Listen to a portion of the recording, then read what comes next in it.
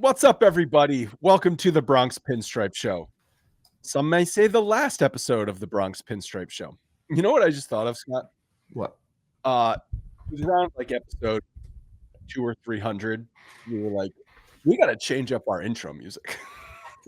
We got to change up our intro.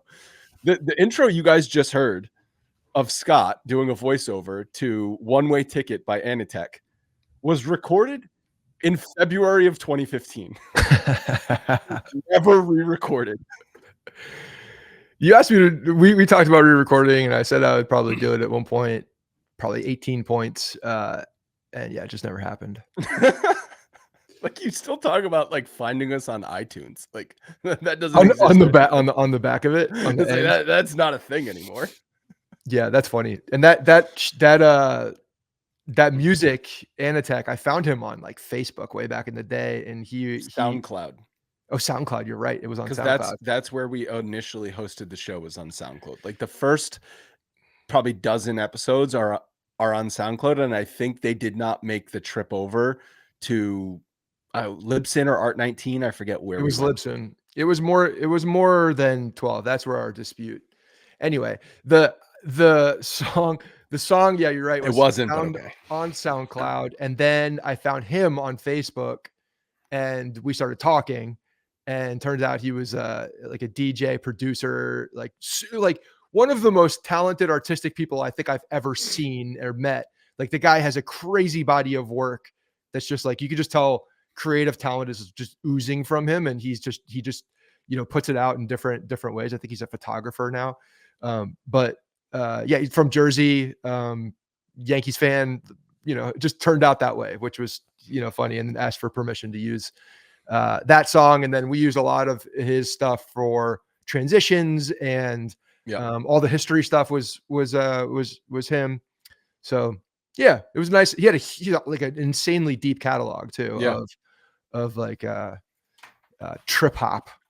and I would say in the first 3 years of the show, the number one question we got was, what's your intro music? I've never heard this before. Where do I find this? And it's good. It was really good stuff. Yeah. I mean, he's got some sexy beats. So yeah, 2015. Haven't re-recorded it. Probably never will. At this point, 11 years in, on the last episode. So check us out in iTunes. Okay. Go find us on iTunes. Give us a 5-star review. So before we bring our special guest Derek Jeter on, we were joking beforehand, like, what if we just dropped like Jeter or Cashman as like a final guest? Yeah. Well, it's funny because one of the biggest episodes that we ever did, the biggest. Well, outside of Audio Boom.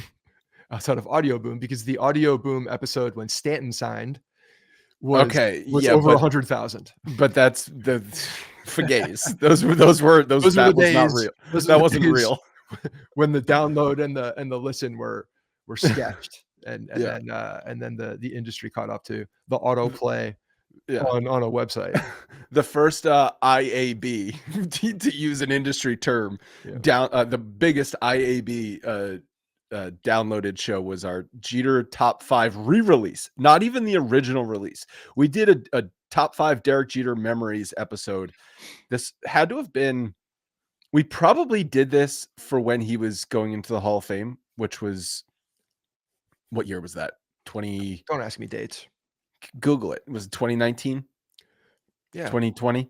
When did he retire? He retired in 2014, so it would have been 2019, 5 years after. So I think he actually, the ceremony, I think because of COVID, got like messed up, but I think he was like voted into the Hall of Fame, I want to say in the winter of 2019. He was elected to the Baseball Hall of Fame in 2020 and inducted in 21.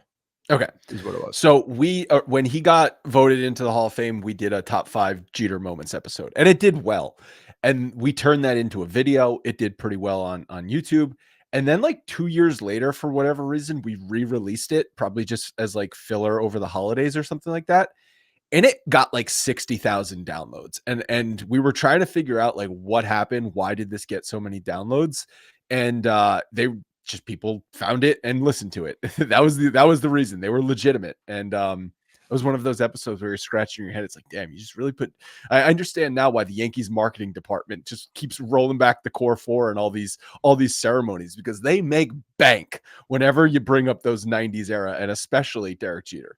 Yeah, well, and he's been more aloof to the Yankees organization. So with the Marlins at the time, when you see Jeter stuff, it's more, everybody else you kind of expect, but Jeter's there. That's different. It makes it feel different. He's acknowledging us. Yeah. You know what? I think Derek Jeter's probably, and he is, but just listening to his comments, in the same boat as us and looking at this product and like, what the fuck? What the fuck? What are we doing?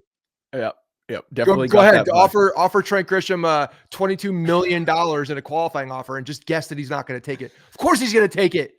Yeah, he knows what he is. He knows who he is. You called this in July. Yeah.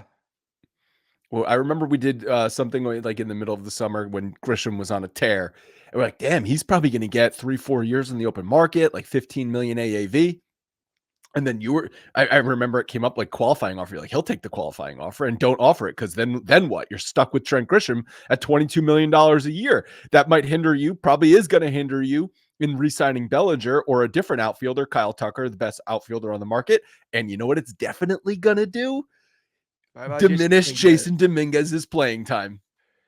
Yeah, don't even talk about anybody else coming up, because if we have some real ones down there that look like Judge and run like Dominguez and play center field, going to be tough for them to come up unless you're not signing someone else too.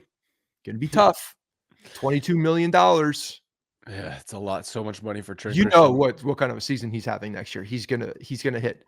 Yeah, what did he hit? 32 home runs. I think he doubled, because he's gonna. He doubled his but playing time. And playing time was a huge factor there. He's going to get playing time because they're paying him $22 million and Boone's just going to play him even though he shouldn't. So he'll run into probably 20 home runs again. But I think what we saw down the stretch this season, and especially in October, he's an all or nothing hitter. He's going to hit in the low 200s. It's not going to be pretty, and you're going to be stuck with Jason Dominguez only playing against right-handed pitching and questioning, why do we have this quote unquote phenom if he's not going to turn into an everyday player for us? Because we're paying Trent Gisham $22 million. That's why. And potentially now not extending a bit for Cody Bellinger, who had a great year for them, because he's going to demand 30 million AAV times 5 to 6 years on the open market. But now, I mean, weren't there comments recently about how in the payroll, or that's one of the voicemails we got. But it's definitely going to be a factor, and it's definitely going to potentially hinder free agent moves this offseason, because 22 mil for Trent Gisham is quite high. I don't even know if it's going to hinder free agent moves, because it's 1 year. So I don't think that they make a decision off of 1 year, but still, what it's going to do 100% is stunt growth for whomever. It's going to stunt growth, because at the end of the day, unless you're just like a Trent Gisham, fanboy, and you're on his jock 100%, he's a fourth outfielder. He's a fourth outfielder. And he had a good year, no doubt about it. But he's a fourth outfielder. And you're paying him $22 million. Obviously, Brian Cashman deemed that the draft picks, the potential of getting the draft picks, were worth the risk of him coming. I know, it's crazy. Looking at that and saying it's worth giving up the draft picks. But that's the only reason. The only reason you give a guy the qualifying offer is to get the draft picks. But you also once he did that, and those, especially for the top, because the qualifying offer is different for the top. No, but he would have been. He's not one of the top guys, so he would have been in like that Class B where it's. But it's different for the contenders. It's different for the people that are spending the most money. You give up more, and if you're spending the more money, a guy like Trent Gisham is more appealing in that regard, right? Because you need to fill gaps. You're not trying to like use him as like the guy, and they're not going to go after him because of what they're going to be giving up. It's a second rounder, I think. Whereas it's a compensation pick. It's like compensation pick B, I think, is after the second round. Yeah. And those agents was probably like, dude, this is going to hurt your value. take the 22 million, which is probably more than you ever thought you'd make in your entire You're career gonna get the anyway. playing time, so you'll run into 25 plus. And then someone will Do give it you all three. over again. Someone will give you 3 times 35 or something. And in the 4th year, you'll look back and you'll make more money. Yeah. Yeah.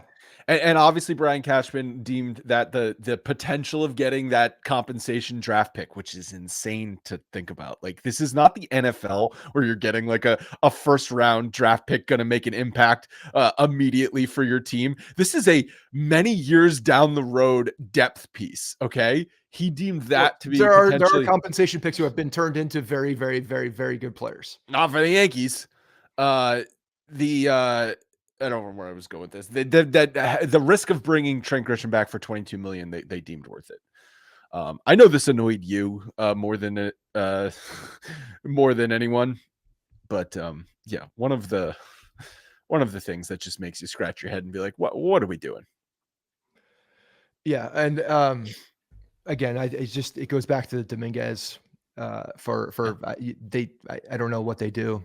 You know, he can't be a platoon guy. You can't have him. You can't have a 23-year-old player who is, you know, learning to play the game at the high level, comes in and ropes a double in the playoffs in his only at bat, in a meaningless at bat, and then just, you know, bench him every other day.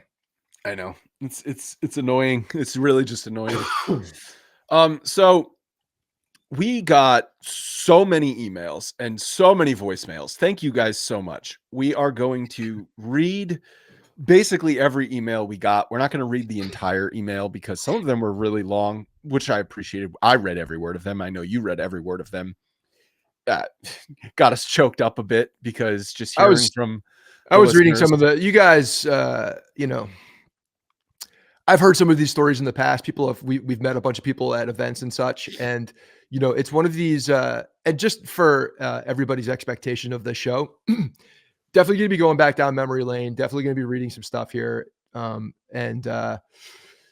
so just, that's the expectation of the show. We're not going to be talking a ton of Yankees stuff, really just talking about the show and really what it's meant to us. And clearly it's meant something to a lot of other people. And what I was saying is, you know, I've had conversations with people in person and just some really touching stories. And you know, when you're doing the show literally in my basement, or, you know, before I was doing it in a spare bedroom, you've done it in multiple locations in the city, and now in Jersey, recorded from everywhere.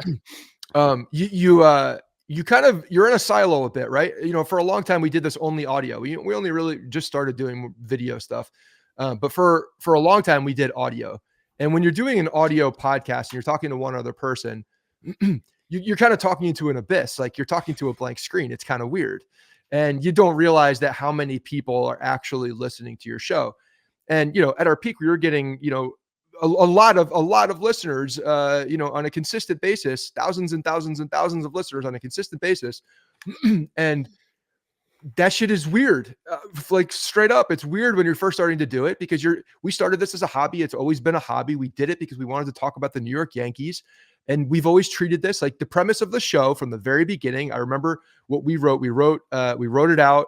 I think I still have, you know, the original documentation that we wrote for the show of like what it's going to be. And the premise was two guys sitting in a bar talking about the Yankees, and we're going to record it. That was the premise of the show. And two guys that, you know, that have, you know, some decent knowledge on the game, know what they're looking at, and will say what they're thinking, and whatever that is, there, no filter. And I think that's what's come across. You look back at reviews on iTunes and Apple Podcasts from not the recent reviews. Not the recent ones. Actually, you know what? If you haven't reviewed us, do me a favor. You know, like, there's some real cocksuckers out there. Try and open up iTunes on your computer. See how that goes. Yeah, give us a 5-star rating and review. Tell us. But you look at some of the comments and from what the people have said, it's like, it sounds like I'm listening to a buddy, and like, that was what we were going for. That was what we were going for. Like, inner monologue, we're saying it out loud. And you know, the last people that when I was at Yankee Stadium last year, and met a couple people.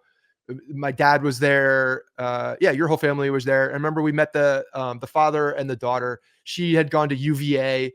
Yes. And you know, they were talking to us like like, you know, it They was weird talked to because us like they knew us, but we obviously didn't know them, right, and and that's kind of a weird conversation to be having. It's a super flattering conversation, and it's happened many times over the years, but it's still never it's something you never can get used to. and I get it at this point because I listen to other shows where I feel the same way, where you get to know people, and especially on audio. Audio is an intimate medium where you're listening in your ears, you're on the commute, you're working out, you're doing something that doesn't take your attention away from the audio. For the video, you could be doing 1,000 things, have 1,000 tabs open, and you have a podcast going on, or maybe you're just listening to it in the background. But when you're listening to it on audio, it's definitely a more intimate experience because your attention is going directly onto that. And that's when we I think established our biggest hardcore base was at that point. And yeah, anyway, back to that conversation. It's like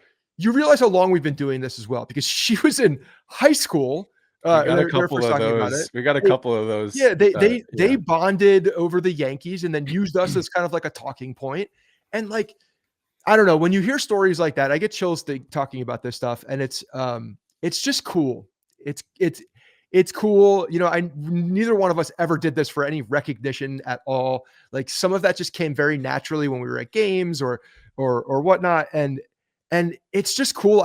My favorite part about this entire thing has always been the community and besides talking to you on a weekly basis, and I'll get to that, but like the community and then we started doing it in person, and it was cool on social media. There were a lot of regulars and back and forth, and we had the mailbags and then the voicemails, and like that was the piece that I think was like the absolute glue of this show. And when we started getting busier with life and work and family and all those things, we stopped having the time not to record, but to do all the extra stuff that you really need to do to continue a successful show, to continue a successful community. And that's interact on a constant basis on social. And I think that a lot of people don't realize like we talk into a mic, we spend hours talking to a mic, preparing for this, watching the games and all that. But actually there's so much time on the other side of it. Just talking to people and like, engaging on socials. The easy part is talking into a mic. But that was the part. That was the part when we and putting the voicemails together and all that, because that was a ton of work to do and just took a lot of time. When we stopped doing a lot of that stuff because of the time commitment, I think we got more disconnected to everybody else who's listening to the show.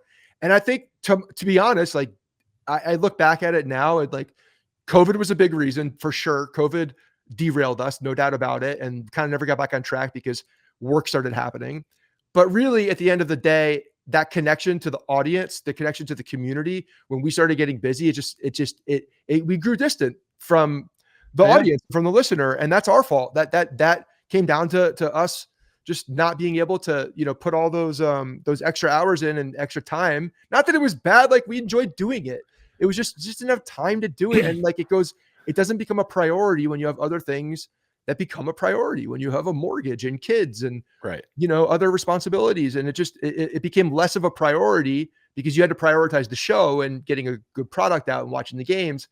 And so, yeah, I think that was a big reason, and that's unfortunate because that was my favorite part, honestly. And I think that's part of the disconnect and why the fading a little bit from the team. Yes, the team is annoying and relentless, but guess what? We're Yankees fans and sports fans, and that shit is always going to be the case. I'm a Jets fan at the end of the day too, and I bang my head against the fucking wall watching this team, and I've started to loathe them. I don't like them anymore. Like not the players, but the organization. Right. And when you get to that point, like you just start, the little things just start fading off, and then all of a sudden you realize, you look back and you're like, oh man, I haven't done a lot of those things that I used to do because of the time I had connected to the passion, connected to the people. And it's well said. There's a bunch of stuff you said that I want to touch on. So, but first about the time commitment.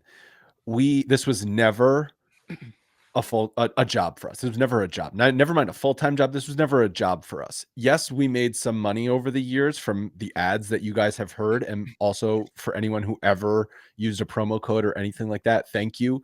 For the relative size of the show, the ads usually perform pretty well. And I think that's a testament to our audience being engaged.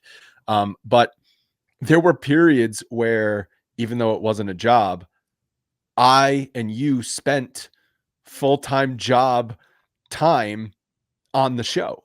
And that's a reason why it became a successful show, is because especially in those first, call it 2015 to 2019, yes, it was the recording 2, sometimes 3 times a week, which would take anywhere from 1 to 2 hours. We used to wake up at 6 a.m. to record before I had to go to work. We used to be live tweeting games on the West Coast at 2 a.m. We would be posting on Facebook, on Instagram, on Twitter, on the website multiple times a day. There was we had 20 plus writers at the peak on the website. And I was writing at least once a week, if not 2 or 3 times a week. We were answering emails. We were answering direct messages. We were constantly promoting the show. You were making so many graphics. Scott was the way the show worked for a long time was Scott handled a lot of the tech and the graphics. I handled a lot of the show notes and just the content direction of the show. I edited the first 5 years at least. Yeah. So however until we joined Blue Wire, then we had an editor. So 4 years at the very least. And a lot of that was late night edits. And we brought Dom on as the first intern back in 2017. He would be editing voicemails at 3:00 in the morning after playoff games. So there was like so much time commitment that went into the show, which is what fell off. It wasn't the recording aspect that fell off. It was the additional time commitment which it takes to have a successful podcast. Yeah. You've seen thousands and thousands of podcasts, not just about the Yankees, about any topic, pop up and disappear. And it's not necessarily because they're not a talented person on a podcast that can create engaging content. It's that they don't have that other drive, that other commitment to growing and getting the show out there and engaging with the audience. And I am so appreciative of everyone that has stuck with us and listened these last 5 years. And I mean, the emails and everything, there's a Reddit thread about it. I know there's a Facebook thread about it, and all this stuff about people who are going to miss us and still feel like they are listening to their buddies talk about the Yankees each week. That makes me so happy to know that there's a core audience that still feels that way.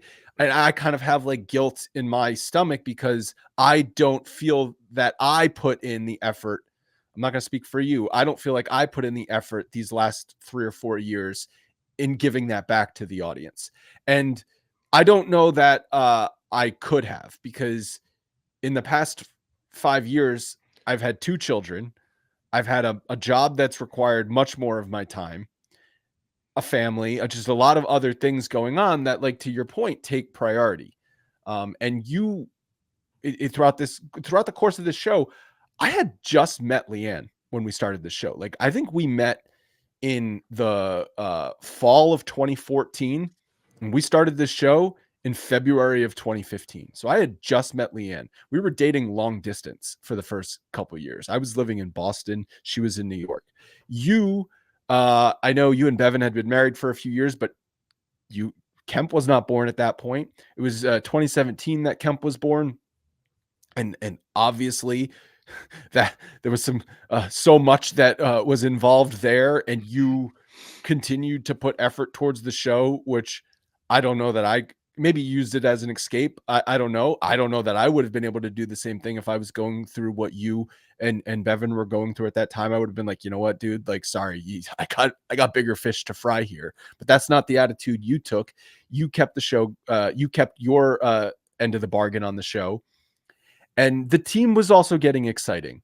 I mean, even think back to 2016 second half after they traded everyone. There was that was an exciting second half, even though they really had no chance of doing anything. They didn't even make the playoffs. 2017 was a surprise out of nowhere, making a deep playoff run. And then came the World Series expectations basically every year since 2018, and they've fallen short. And yeah, that's part of sports. And that's not the reason why that they came up short, so you don't want to do the podcast anymore. No, of course not. It's just everything else that goes along with it. Add on to the fact that the team gives Trent Gisham the $22 million qualifying offer. But go ahead. Then there's one other thing I want to talk about. I will just say something about the level of effort in things. I don't think it's one. I know you're very critical of yourself, and that is something that probably a lot of people don't see and hear when you're listening. Because when you're listening, you hear just the two of us talking, and I bet a lot of people just hear us talking. And when we're looking at it, we look at it through a different lens. You also know, we know the amount of work that was it, the amount of preparation, the amount of things that went into it at its most busy time. And then knowing that you're not doing all of those things and you're just coming on to record and doing, it just feels less than, I think, on our end, a little bit. With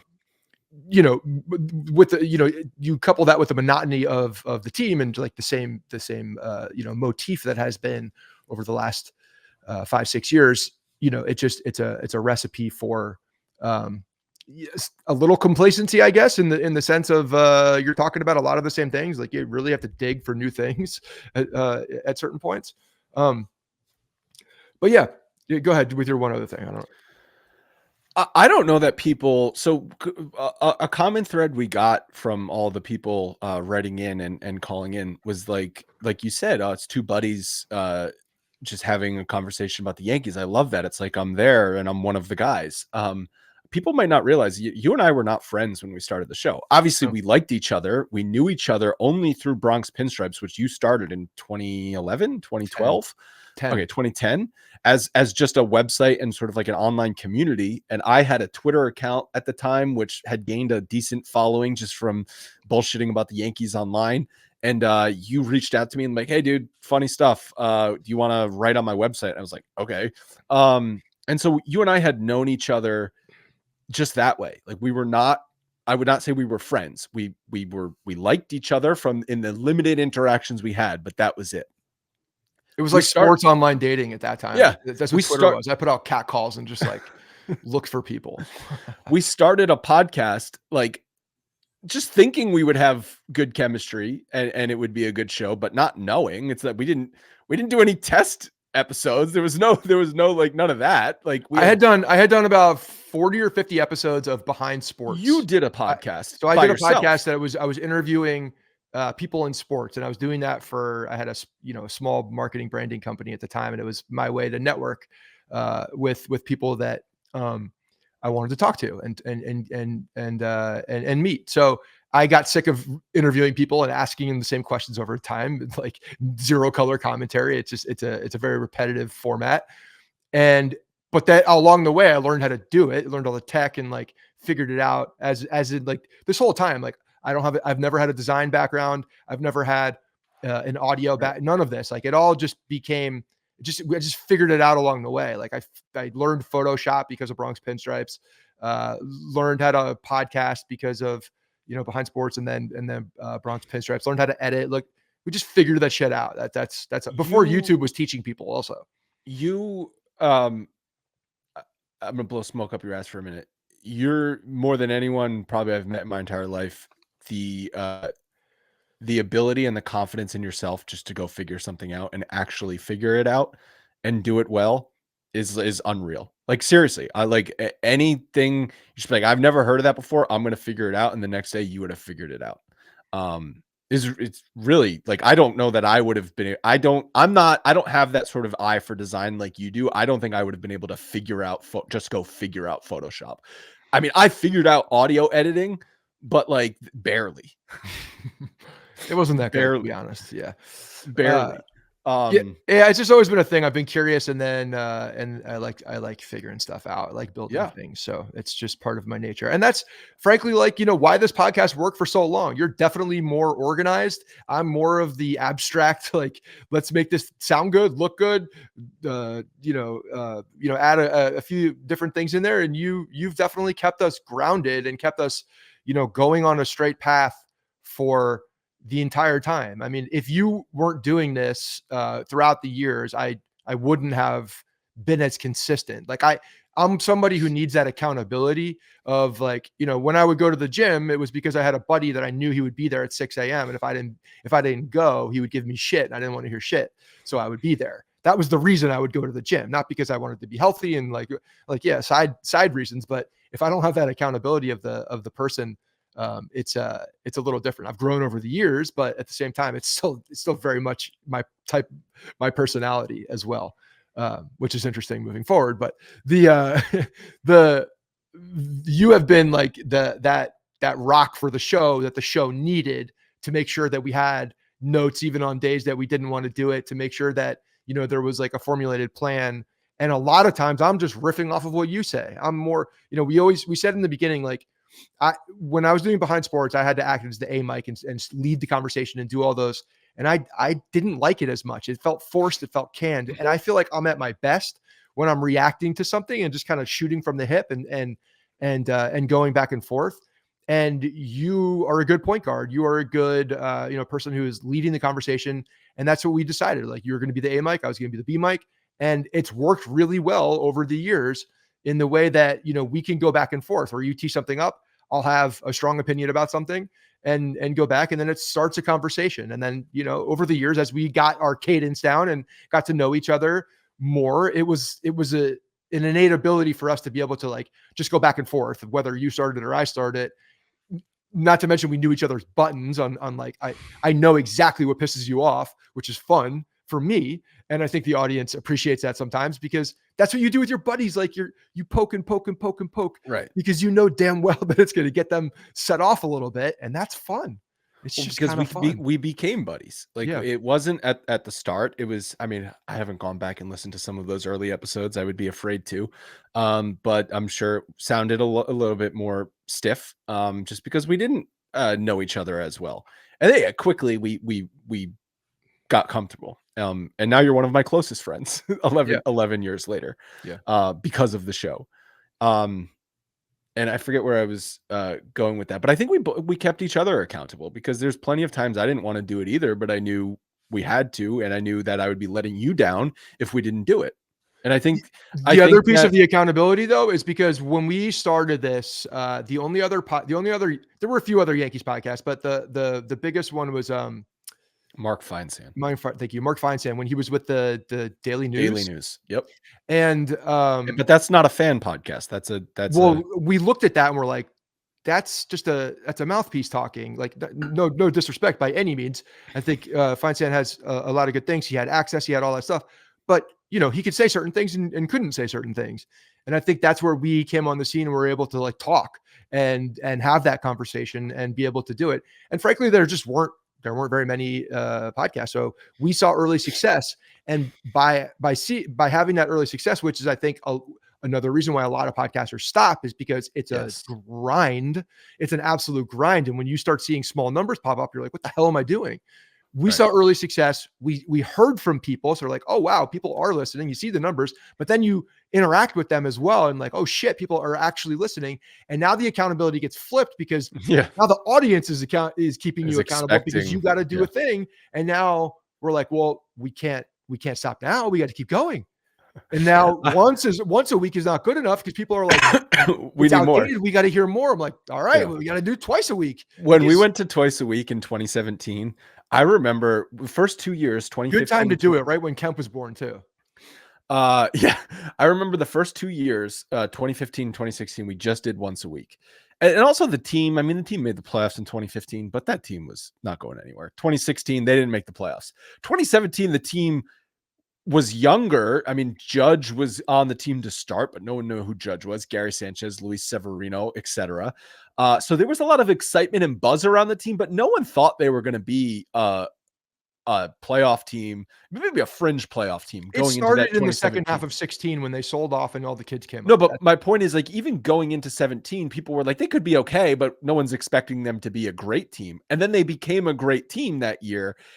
And we decided to do twice a week. I don't remember if we decided to do twice a week at the start of 17, but there was a point in the 17 season we went to twice a week. Basically every it was a Monday and a Thursday. Yeah. We would record Sunday night, and then we would record Wednesday night or something like that. But we also committed, and I don't even know who we committed.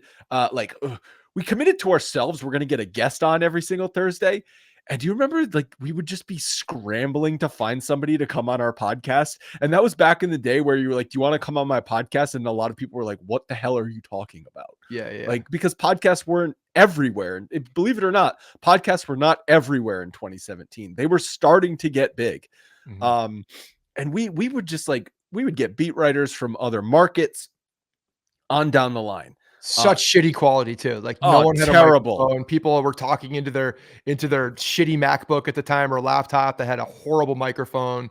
And that used to piss me off. I And used to also, hate it like, so much when people would come on with shitty because when I was editing, the quality of the audio, I took a lot of pride in that. And I knew that because we'd upgrade our microphones. We had like I took a we definitely like that was a thing. Like I needed the good quality and yep. it goes to the graphics. Like I need it to look good. I need it to sound good.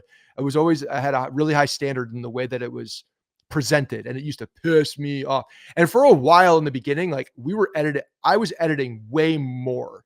And then I stopped editing.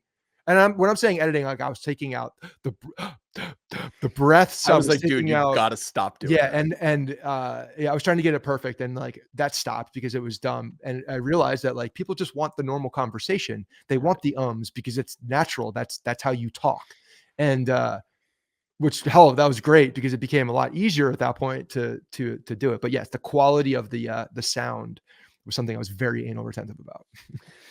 Yeah, like you spent a lot of time editing that stuff, but I know I've also gotten the question over the years, do you edit stuff out? Very rarely have we ever edited something out. Usually the only time we edit something out or redo something is because of a connection issue Right. where one of us can't hear the other one or the sound quality was bad because of a connection issue. And we would just be like, well, it makes sense to redo it. Very rarely would one of us say something where we're like, I don't think I should have said that. We need to edit it out. It So didn't really happen, to be honest. Like it's I don't amazing. remember it happening. 11 years and somehow we didn't cancel ourselves.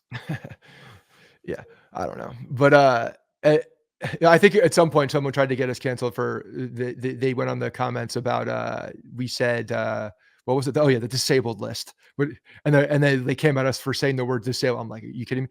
That was what it was called. It And was what it was sorry for called. the slip. Okay, let's All right. relax. Well, if that's the worst thing we said, then Yeah, not worried about it. yeah. Sorry, baseball called it that for my entire life. I apologize. So I know we said, oh, we'll probably only do an hour. It's been 40 minutes. So I do think we're gonna have to do this in 2 sittings. But before we get to the mailbags, and we also want to talk about just things we want to see the Yankees do going forward. Let's acknowledge some future plans here. Because it's not like this RSS feed, this podcast feed, or the YouTube channel are being deleted. Okay, they will still be there. Uh, we even got a voicemail, someone asking if they could have the podcast feed, which at first I thought he was joking, and then he did the thing like you used to do before cell phones existed, where you would leave your number to call back twice, and he said his number twice. I was like, oh, this guy's serious. He wants this podcast feed. Thank you very much, sir, for listening. We're not giving you the podcast feed. I don't mind people shooting their shot. I'm sure I did that type of thing back in the day. So because it's not going away, the door is open for us to jump back on when we please. What's stopping is the coverage every single week. That is stopping. So there will not be episodes every single week going forward.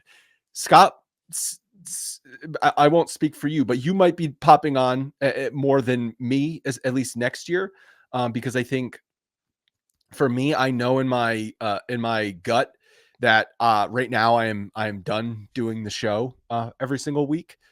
Again, if something crazy happens and I want to talk about it, I will. You and I will get on and talk about it. But I know that I've lost the passion for being obsessed with the team every single game and every single week, and then pouring my heart into content and talking about it.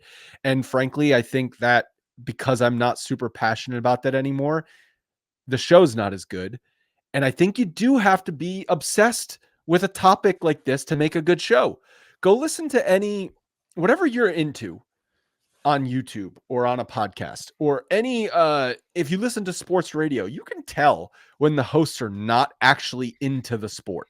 Like if you listen to sports radio and they start talking hockey, you're like, these guys aren't hockey fans. Like they don't give a shit. And I'm also not a big hockey fan, but I can even tell they don't even like hockey, and it's not an engaging conversation. I can only imagine an actual hockey fan listening to that being like, these guys need to shut the hell up.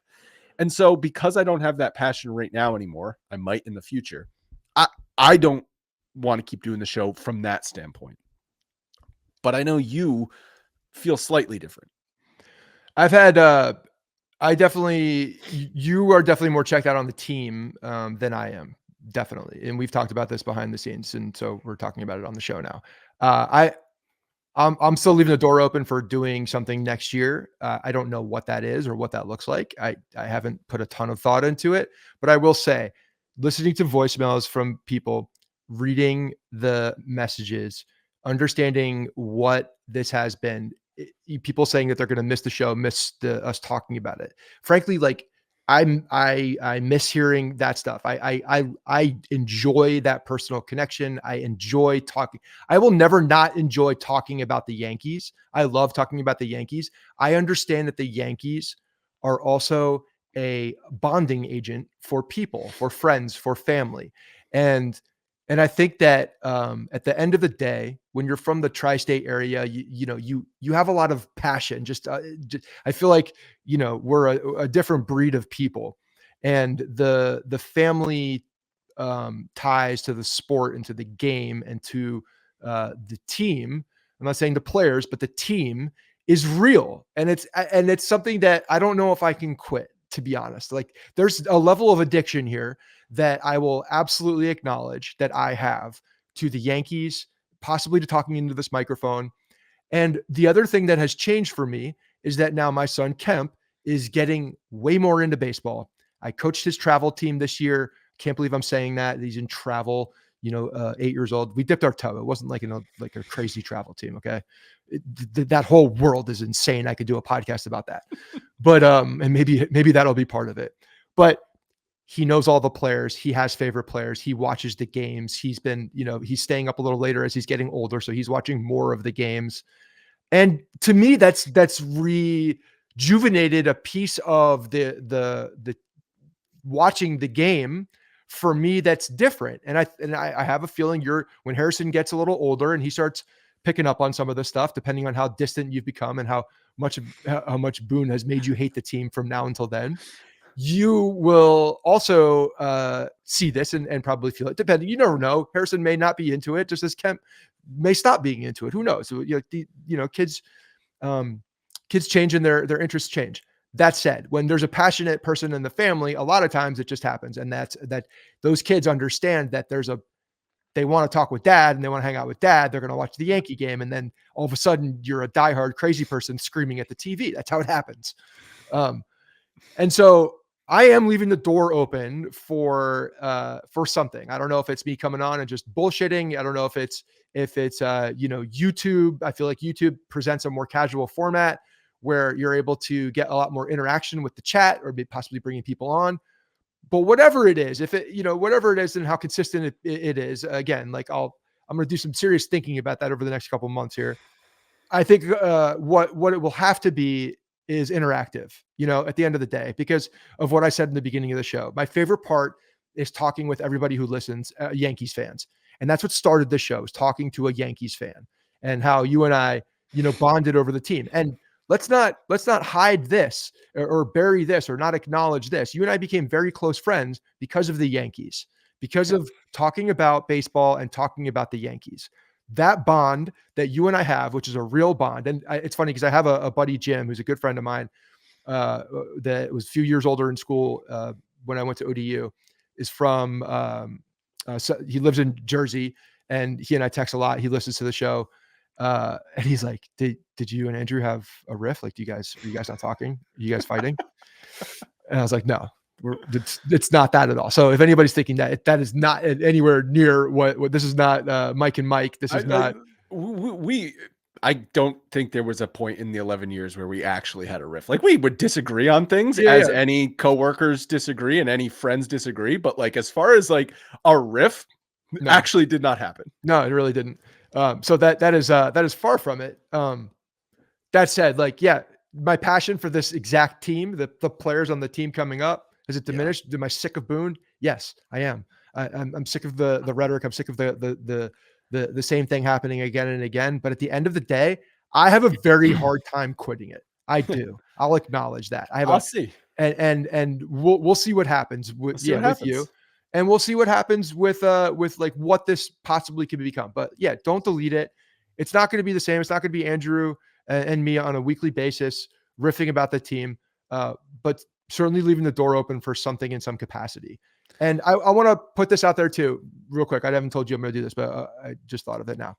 The reason this whole thing started was because we did a cat call. I looked out and I found you. I saw you on Twitter. That's basically anybody we've talked to on the show or anybody who has contributed to Bronx Pinstripes in some capacity with the events. Like, I mean, the events were such a big deal. Colleen, We're gonna talk about that. in Like, a second. there's so much time behind the scenes that have happened by other people besides us as well. And so, yeah, I think that is something like having some people that are that have some skills on the microphone that can talk about the Yankees. You know, maybe there's a handful of people that want to shoot the shit on a more consistent basis, and maybe it becomes something like that. But it will become, whatever it is, it's definitely going to have to be something that's interactive and something that is collaborative with the people who are listening and Yankees fans. It's the only way I'd be able to do it. So if that piques interest in any capacity, shoot an email. But and again, I don't know, no promises. I have no idea what it is. I may, in a month say, no, I can't do it. But I will say the fact that Kemp is learning and knowing baseball and building this love for Yankees and the team and like this fandom, it definitely does make it different for me. Yeah, and I might get to a point in a couple of years when Harrison's about to be 5. What age was Kemp when he started actually getting into it?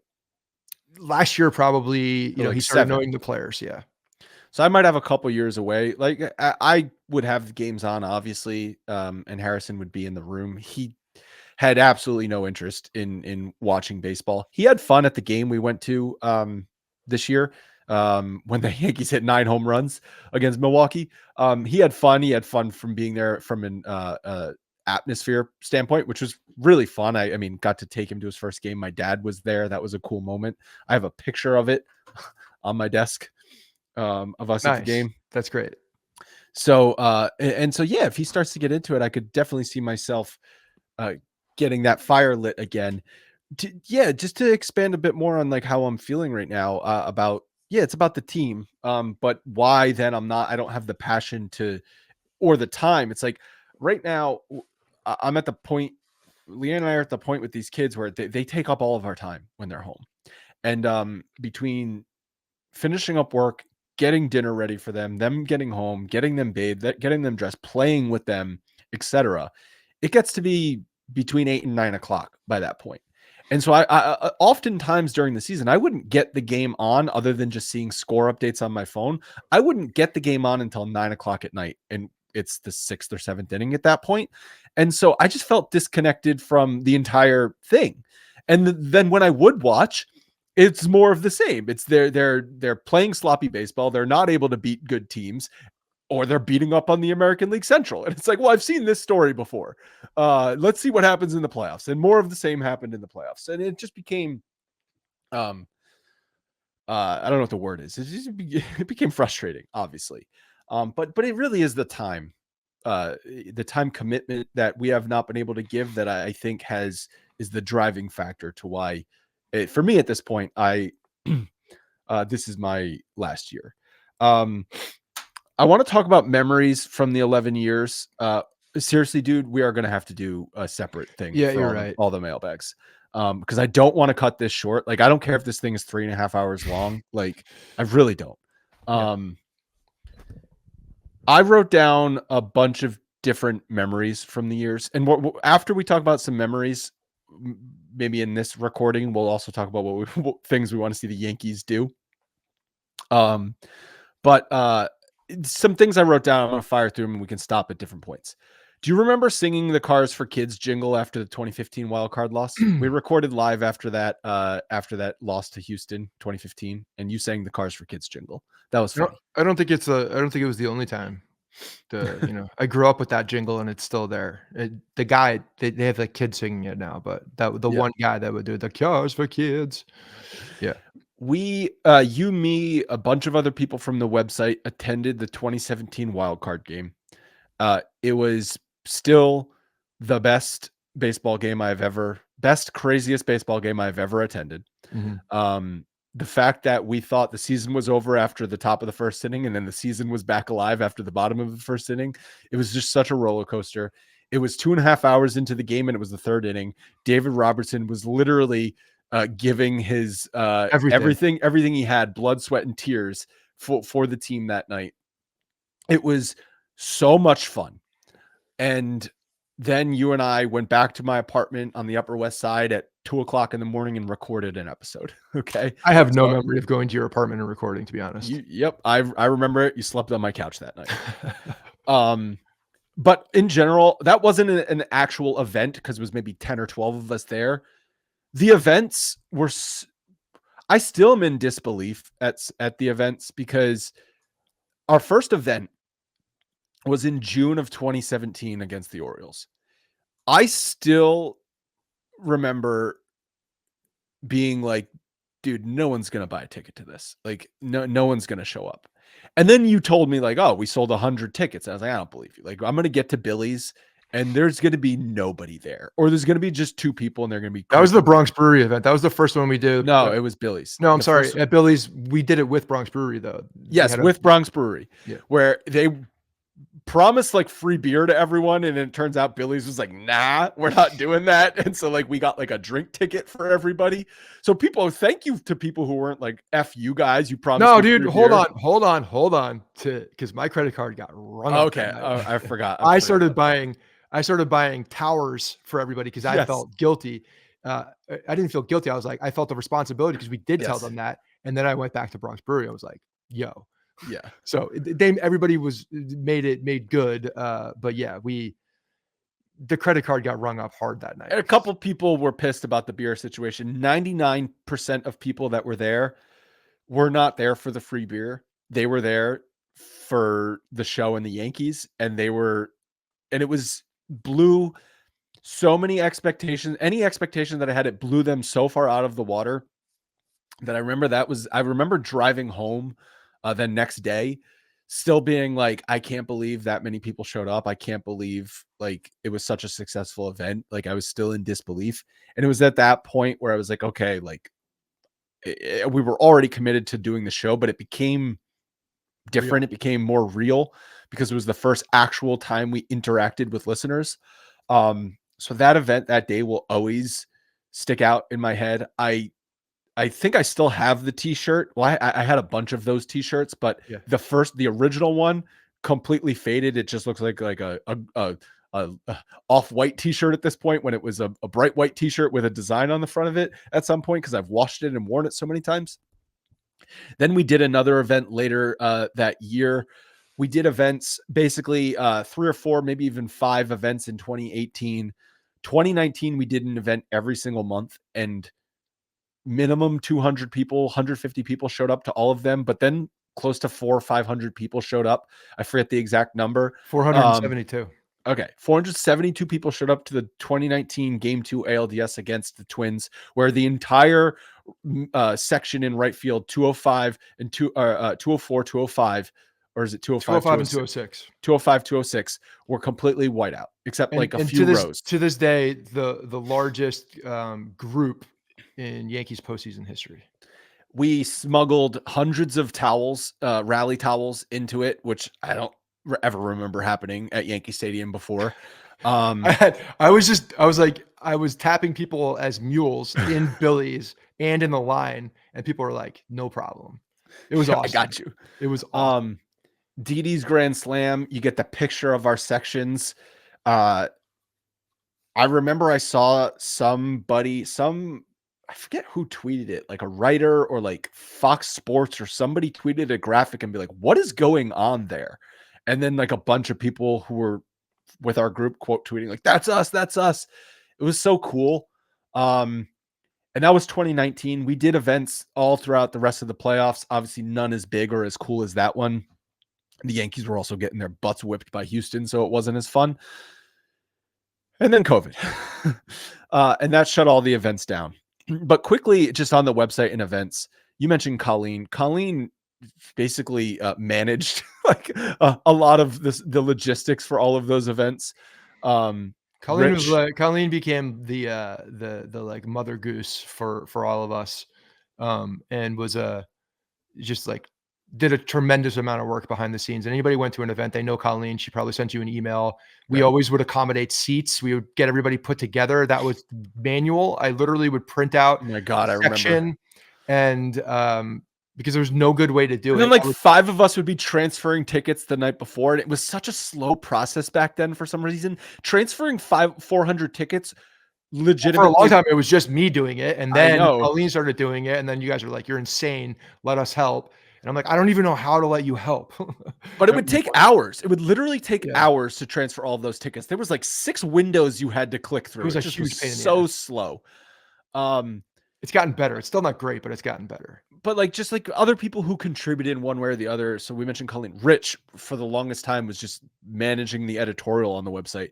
JJ and Nick did George's Box for a while. Mike Wadzala, who wrote forever on the website and was like the last person writing there. Obviously Frank, who we are still have a text chat with, and we ragged on a bunch all the time on the show and at the events, was has been one of the core members of Bronx Pinstripes in my mind, just from the friendship standpoint. All the other writers who I know I'm not mentioning names right now. It's 5 years ago. There were a lot more than that. There were a lot of people like I know there was Ryan dozen. Nakata, who was doing like Yes. daily posts Yes. every single day after every game. Justin, like there were a Yes. ton of people. Again, like we had like 20 writers at one point. At one point, when I was like a little more distant, when we started doing the podcast more, I was distant from the editorial. I legitimately didn't know who some of the people were. Yes. You're like, who is this guy? I was like, I don't really know. Yeah. But so like there was you guys, I was not able to make that road trip event at the Trop. Was that 2018 or 2019? Yep. You don't know what year? No, I don't know what year. Okay. Whatever year it was. I'm gonna go Kemp was 2019. there. Kemp was being passed around. So then then maybe it was 2018. He was a year He was old. like a toddler. Okay, so it's probably 2019. Yeah. You guys did it had to have been. It had to have been. People traveled from around the world. Like that is not an exaggeration. The UK, Europe, from Australia. They came, to the people games. would travel to the events. They were like, yeah, we're going to see the Yankees, but if I'm going to go, I'm going to go when you're doing an event. And that always blew my mind. I'm like, what? Like, what? Like, are you sure? Like, you're flying from Australia. That's a long flight. You're flying for this? Awesome. Cool. See you there. And that happened a lot. It's just, yeah. We had so much planned. We expanded it to the chapters as well. Those became we big. did watch parties for the London games. Yeah. I remember I did a watch party in New York City with the BP crew during those London games. I still have a picture of it. 80 people at a bar watching a game. Yeah. Yeah. And we became friends with a lot of those people, and then a lot of the chapters started became friend groups. Dave, who wrote or sent a voicemail in, was in the Philly crew with a lot of those guys, and Nick, Tom, and Nick, Dave, and all in them. the Philly crew. And they were we anointed captains at some of at all of the cities. Miami got pretty big. Denver. My brother is literally like some of his best friends are and Frank in Nashville still talks to those guys. Yeah, for sure. Yeah. My guy who got the Sonny Gray autograph for calling him my daddy, which was a fun riff. Like all that, man. It's just like that interaction was great. Like that was the Sonny Gray thing. I give him so much credit for that. It was hilarious. It was just, me. That's what makes it great though. I love like, go ahead, make fun of me, rib me. Like this is what I'm putting myself out there for this. Like no problem. It's fun. It's all in good fun. And that's why I loved it. We had a whole thing at spring training planned 2020 that we were hours away from getting on a plane to go to Tampa before everything got shut down. We had over 100 people. We had 2 sponsors Actually, so that this 2020, so the frustrating thing was like 2020 was actually gonna like make money. Like prior to that, we were just doing it But it the was money. beyond the podcast. We were looking at other things too. Right. We were actually looking No, at no, I'm not brand talking about the sponsorships podcast. and yeah. The events, that spring training event, we had Sailor Jerry's and what was the other sponsor that we had? The beer. Was it one of the beers? I don't remember. Oh, Angry Orchard. No. Right? No. What was it? I don't remember. I thought it was one of the beers. The Pinstripe Pills. Okay. Well, yeah. Whatever it was, there were going to be sponsors at these events. We had a sponsor we had a party after the game at a bar where we already organized everything, and Sailor Jerry they were going to be part of it. We were going to be giving away. They had some like apple shot that was disgusting. That's what it was. That's what it wasn't angry. It wasn't angry. No, that's Sailor Jerry. Apple. That was Sailor Jerry. They were putting out a new apple version of their rum. That's what it was. Anyway, so we were doing like a whole experiential campaign. We were going to have a batting cage at the bar where we could hit and destroy apples. We were going to be able to throw apples and hit them with a bat in a bar. Oh, yeah, it was Blue Point. It was the Blue Point. Yeah, that's what I thought. Pills. And then, so we had over 100 people coming to the thing. That was the max capacity at the on the deck at Steinbrenner at the Big Stein. Had that completely sold out. It was going to be great. And then, yeah, people were en route, like literally in the air when some people went, like, licked the microphone. My flight was Thursday morning, and the press conference that everything shut down was Wednesday night. Yeah. Yeah. So wild. Like I was 12 hours from getting on a flight. Yeah. Crazy time. Just other memories. We're us recording from the old Yankee Stadium grounds, you pissing on a public building. That was the night before the big Twins event. We went to game 1, and I got drunk. I've never seen you that drunk. What are you talking about? I don't do that. Yeah, I got hammered. And then, they still locked that goddamn building, opened the bathroom. Okay. Oh, I actually used that bathroom this year after the playoff game. It was open? We went to. Yeah, it was open. I think they shut it. I think they shut it like 10 minutes after the game ends. It's ridiculous. Leave the bathroom open. People have to go to the bathroom, and you can't go to the bathroom in Yankee Stadium at the end of the game. Okay. Just leave the bathroom open. I wasn't the only one pissing on that building.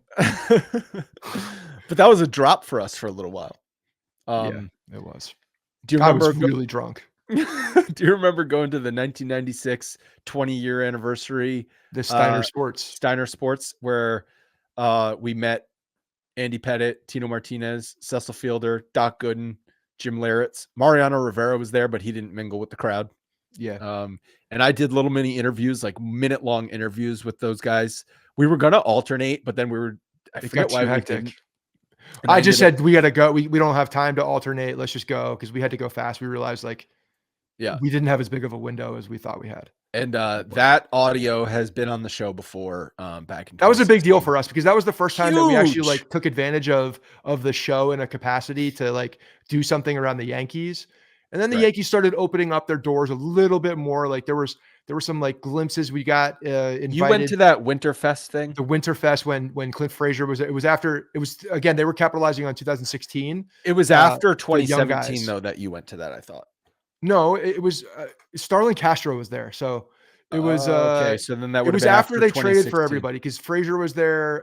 Castro was there in 2017. Okay, so that was, but he got traded that winter. So if Starlin Castro was there, then it probably was 16 into 17. Starlin Castro was my first ever question that I asked. I was with the beat reporters, and I asked a question of Starlin Castro, and that was cool. I felt important. But yeah, that was fun. So they started opening the doors a little bit to us, doing some stuff there. So, I like to think that there was who started that out, because we had a relationship with the Yes Network. We had an editorial relationship with them for 2 years, a year and a half. And that was cool. That got us a lot of exposure, and tip of the cap, the people that kind of led the way there was River Avenue Blues. They did it before us. They had some commercials on the Yes Network. They had something to do with the editorial. Then they stopped. A lot of inspiration came from them with the website though, as well. I have a lot of respect for River Avenue Blues. They I think were one of the more thoughtful blogs that was out there on the Yankees. And they just had a lot of smart people that had some good insight. They never had a podcast that really took off, but they were very good on editorial, and they had, some type of relationship with the Yankees. But they definitely opened the door on like the blog. That was just starting when the blog started to like the teams realized that there was a big following to the blogs and then into the podcast, and that's kind of when it started. Yep. So that was cool. Yeah. And I think I got to attend the CC Sabathia charity softball thing one of those years. I remember talking to Jorge Posada at that. Yeah, it's just all the things we got to attend because of Bronx Pinstripes is stuff I never thought I was going to be able to do, which is awesome. Yeah. The interviews we got to do, like you talked to John Sterling. Did you ever think you were going to talk to John Sterling? I interviewed Bernie Williams. I never thought I'd be able to interview Bernie Williams. I mean, those two are legends. So that stands out for me.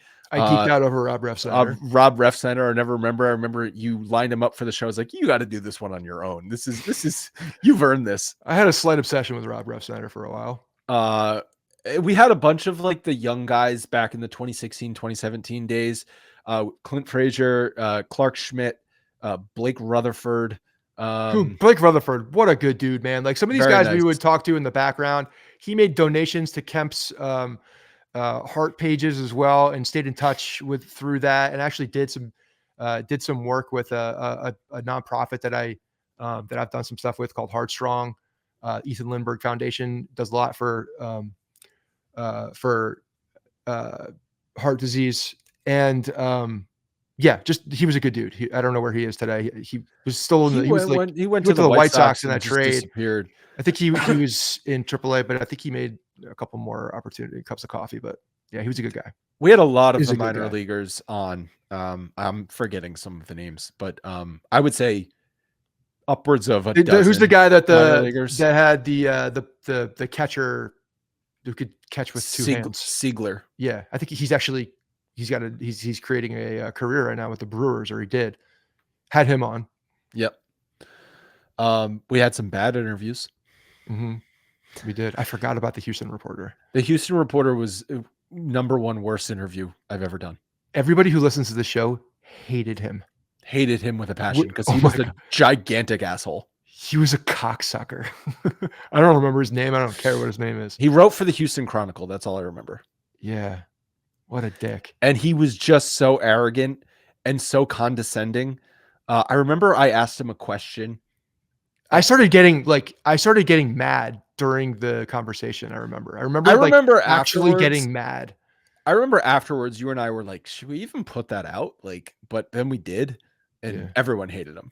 But like, that was also back in the day where we were not probably confident enough in ourselves to where we could have given it back. Like, put it this way, when we were doing interviews, I have to listen back because I feel like I gave some back. A few years ago, I didn't. A few years ago, when we were still doing interviews, if I had a writer on and he was acting that way to me, I would give it back to him. I would have no problem giving it back to hم. I remember Britt Giroli, who I just didn't appreciate. Yeah. I didn't do that interview. You did that. I did a solo. She was the when we were doing the previews, she was on the Baltimore beat. I don't remember exactly what it was. There was just like, she said some things that were just wild, or she wouldn't agree with certain things that were just so very. I don't remember the specifics, but I remember there was something where you asked her a question about it, and she acted like you were an idiot. But then later, like that week, she put out a story about that very topic or something like that. Yeah. Wasn't it a situation? I don't remember exactly, but I know I walked away with a large disdain for her. I still don't like her because of that, whatever it was. And now she's like a national beat reporter. Congratulations on the career. We got this one in a couple of those emails. The craziest thing you ever came up with was Clint Frazier toxoplasmosis from his cats. Yeah, that was hilarious. In retrospect, you went next level deep internet tinfoil hat conspiracy theory on the fact that Clint Frazier had something called toxoplasmosis, which you get from having cat litter in your house. Yeah. And that could cause his brain injuries, when in fact it was just he ran into the wall too many times. But it all lined up. All the all the signs were there for toxoplasmosis, and still not convinced that that's not the reason, to be honest. And maybe, Clint's looking to do a Yankees show. Maybe we talk to Yeah. him a little bit about toxoplasmosis and get him to finally admit that that was the reason, because those goddamn cats that he had was crawling over him, farting on his face in his sleep. Disgusting. And then the history episodes, which I did during the first few months of COVID, I think I did 20 of them. You edited most of them before I finally was like, okay, I'll edit them, because you were like, dude, I'm done with these. Like, you need to learn how to edit. And then I couldn't listen to him because some of the things were just like the timing of certain little things. Again, I was very anal retentive about the audio and the graphics. This is going to sound corny. I have never been more proud of the content that I was creating than those episodes. Yeah. I put a lot of effort into them. I had, there's going to be an email which we'll read from my old boss. He was the CEO of the company I used to work for, and he and I have become very friendly. He's a Mets fan. I'll read his email later. This is Will, right? Will. He still listens to this show every now and again. But he is a Mets fan. I've been to a few games with him. But he was the CEO of the company I was working with, and he acknowledged those episodes where he was like, Andrew was only working on those. He was not doing actual. I'm not exaggerating. I would spend 50 or 60 hours a week. Yeah, it was a lot. And you might think, like, how could you possibly spend 50 hours a week on an hour long or sometimes even 20-minute long episode? I would do so much research, and I would basically script them out. Not word for word, but more or less almost word for word. I would find audio and video clips to edit into them. And these were just audio episodes. They weren't even video episodes. So, and also I was doing them and I wasn't a skilled audio editor, so it would take me a lot longer than probably it should have taken. I put so much effort towards them, and I was really proud with how they came out. And I know a lot of people liked them, and that made me really happy, because that There was a time when there was no baseball on. It was during COVID. Yeah. Baseball stopped. They shut it down. We were like, what the fuck are we going to do for content? That's something that has evolved over the years. We didn't swear for a while. And then because I know there's sometimes kids listening at this point. We're an hour or some into the show. There's nobody listening, let alone kids. But any kid that was listening is now 28 years old. Yeah. I would always like be careful with it and try not to. But at some point, I'm just like, that's just not how I talk. Year 3 into Boone, you were like, fuck this. I love a good, emphasizing F word. F word. Yeah. Yeah. Although you've dropped cocksucker twice this episode. Well, I started using that after I watched Deadwood. Great show. But I like, again, not to sound corny, those episodes that I did and you edited, you spent hours editing a few of them. I had to listen to your stupid voice solo for hours. And the one, I don't even remember which one it was. Roger Clemens. God. Which, by the way, the final product of Roger Clemens was not the intended final product, because for whatever reason, when I gave Scott the audio, it got messed up. So he just got chunks of audio that were in the wrong order. And it was like 3:00 in the morning, and no, hold on, Andrew. It back together. For everybody, Andrew goes to bed at 10 p.m. every night, so I know that after, I know that I'm not going to be able to get a hold of him after that time, and I probably didn't start it until way late anyway, because I'm way more of a night owl. Yeah, and also during COVID when there was no baseball on, there were nights I would go to bed at like 8:30. Yeah. So yeah, I'm just like guessing on because everything got screwed up. But what I was gonna say is those episodes kind of kept me literally kept me sane during COVID. In an otherwise insane time where I was so focused on it. Like I said, my job was not busy. Like, things were basically shut down, and what I was working on at the time was taking minimal time. Will, I can say that now because I don't work for you anymore. But yeah, so he already knew. those episodes really were such a fun passion project during that time. And I know we've replayed them a bunch. So thank you to everyone who has commented nice things about them over the years. Yeah, and one more quick shout out for like that time frame, because I feel like chronologically is important. After COVID as well, you and I, or I was very, very involved with Blue Wire. Like my everything I was thinking about was that company for a while. Then brought you into the into the madness, into the like the growing of a podcast startup, which was it's just a lot of work. It's a lot of things you got to think about, a lot of moving parts. Things were getting crazy. We were growing. It was a lot of fun, and it just became, a big passion. And at that point, that's when we brought on editors, if I remember correctly, or producers. I'm sorry. And Yep. that's when Ilias and Well, Logan. no, Dom was our first producer, although he wasn't Dom, editing. He was helping us with social media, and he was yeah. helping us with some other But like stuff. on the show, Ilias and Logan became a big part of the preparation. They were a big reason why we were able to sustain and continue as well. Yeah, it probably would have ended a couple years earlier Yeah, if not because for them. they were definitely a big help. And obviously we've gotten to know them. They've gone through life as well. Elias has had a kid, gotten married. Logan Grew up. Logan grew up, and I found out that his dad's the same age as me, which is really depressing. But what a nice family, like a great family. Logan's just a great kid, great man now at this point, who has a real job, and gone through a couple degrees. Like, yeah, they just along the way, we've been really fortunate to have really, really good people. And at the end of the day, it's all because of the passion of what we're talking about in the New York Yankees and how we've all bonded over that. And that is not lost. Yes. So we're an hour and 18 minutes in. We still want to do the things. Why don't we do that at the top of the next one? The Yankees things. Yeah, I mean, the people who's listening, you're not gonna know. We're gonna be wearing different what we're shirts. That's gonna be the only difference. Is I'm gonna I'll be in probably a wear the different same shirt. shirt, 'cause that's what I do. I'll probably just put the Oh, shirt. we're gonna do this today. Oh no, I'll just put it back on. Okay. I'm wearing a hoodie. I gotta fix my hair though. We'll do things we want to see the Yankees do going forward. We will read 1, 2, 3, a dozen or so emails, maybe even more, and we will end it with voicemails. Scott is dusting off those editing skills, and he is going to compile the voicemails we got, which are like 20 something voicemails with the old George Costanza jingle. And that will be how this show, the final piece of the show.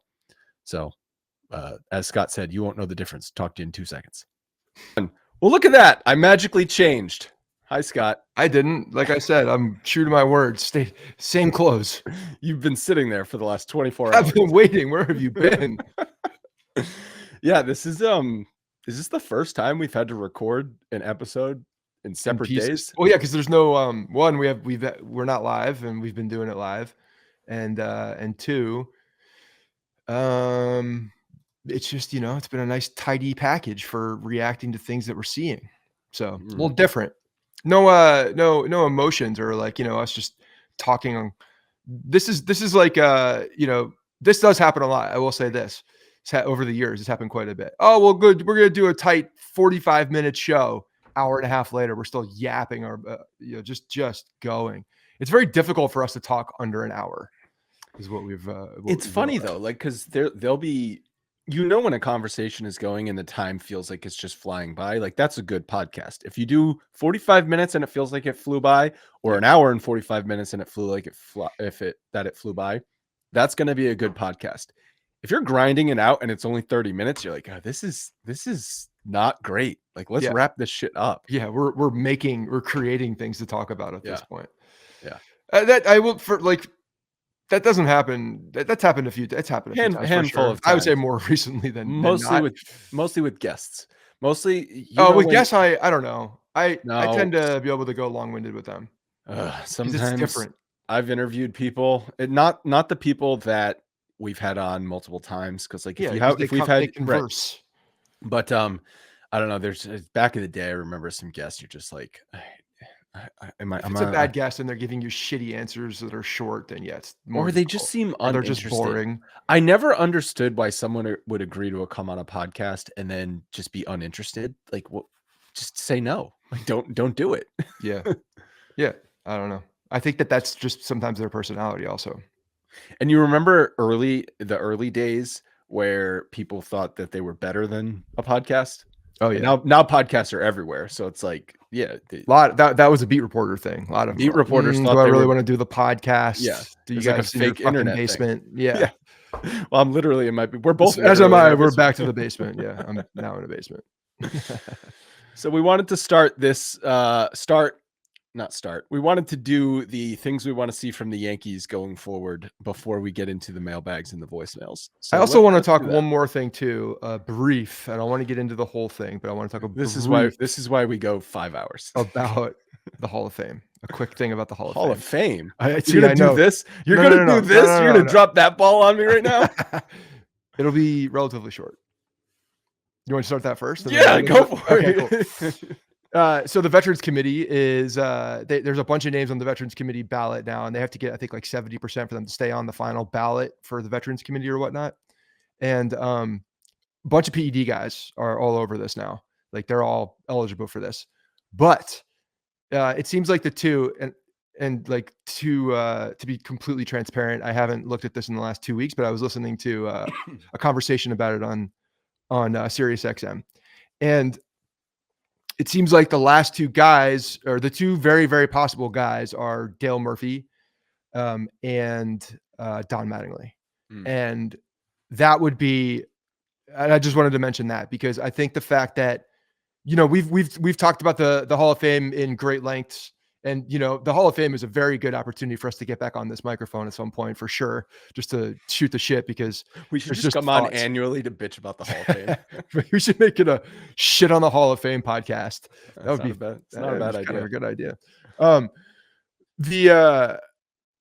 But we've talked about how many guys at this point now, when you're looking at the numbers and you go back to eras, like how many guys are just like, it's egregious that they either, didn't stay on the ballot or didn't get more of a run on an actual Hall of Fame bid here. And I think Don Mattingly is one of those guys. And so the fact that he's on here, I do think that I've always thought he was going to get on in the. I don't know enough about why Don Mattingly didn't get voted in. It's his career. It's the length of his career. That was the biggest thing. The injuries. Was that it? Because he would have been eligible in 2000, I guess, because he retired in 95 and it's 5 years. So I was 12 in 2000. I wasn't following the Hall of Fame closely. It was the longevity, but for, a 5-year span, something like that, he was, one of I think offensive players plus defensive players. He was one of the best players in baseball. I think he's considered one of the best players of the 80s. Yes. And so that is one of those criteria that his teams also sucked. Like, think about those teams. Like, he had early 90s though was a dumpster fire. Early 90s, late 80s was a dumpster fire, which is the bulk of his career. I know, but he came up in, I think, 80 might have been 80 or 84. It was my birthday or my brother's birthday. I'm gonna look it up. But he I want to say his rookie card was 84. But he won the MVP in 85. Then maybe that in 84. He but yeah, it's 82. 82. Okay, split 82. And then if you look at his first 2 years limited playing, first year 7 games, then 91 games. If you look at 84, which he finished 5th in MVP voting, let's take this all the way through. Did he have enough games in 83 for him? Did he play a full season in 83? No, 84 was his rookie year then, right? 91. Well, he didn't win Rookie of the Year, so he might not have been rookie eligible. He must have played enough games in 83 to qualify as a rookie. I'm thinking about the Topps card with the golden, trophy of the rookie cards that they used to have, and I swear it was 84, but could be wrong. So he won MVP in 85. He was 2nd in MVP in 86, 7th in MVP in 87. Like I said, 84, he finished 5th in MVP. I'm trying to get his numbers isolated to his prime of his career. Okay, here they are. Between 84 to 94, okay, that's a decade.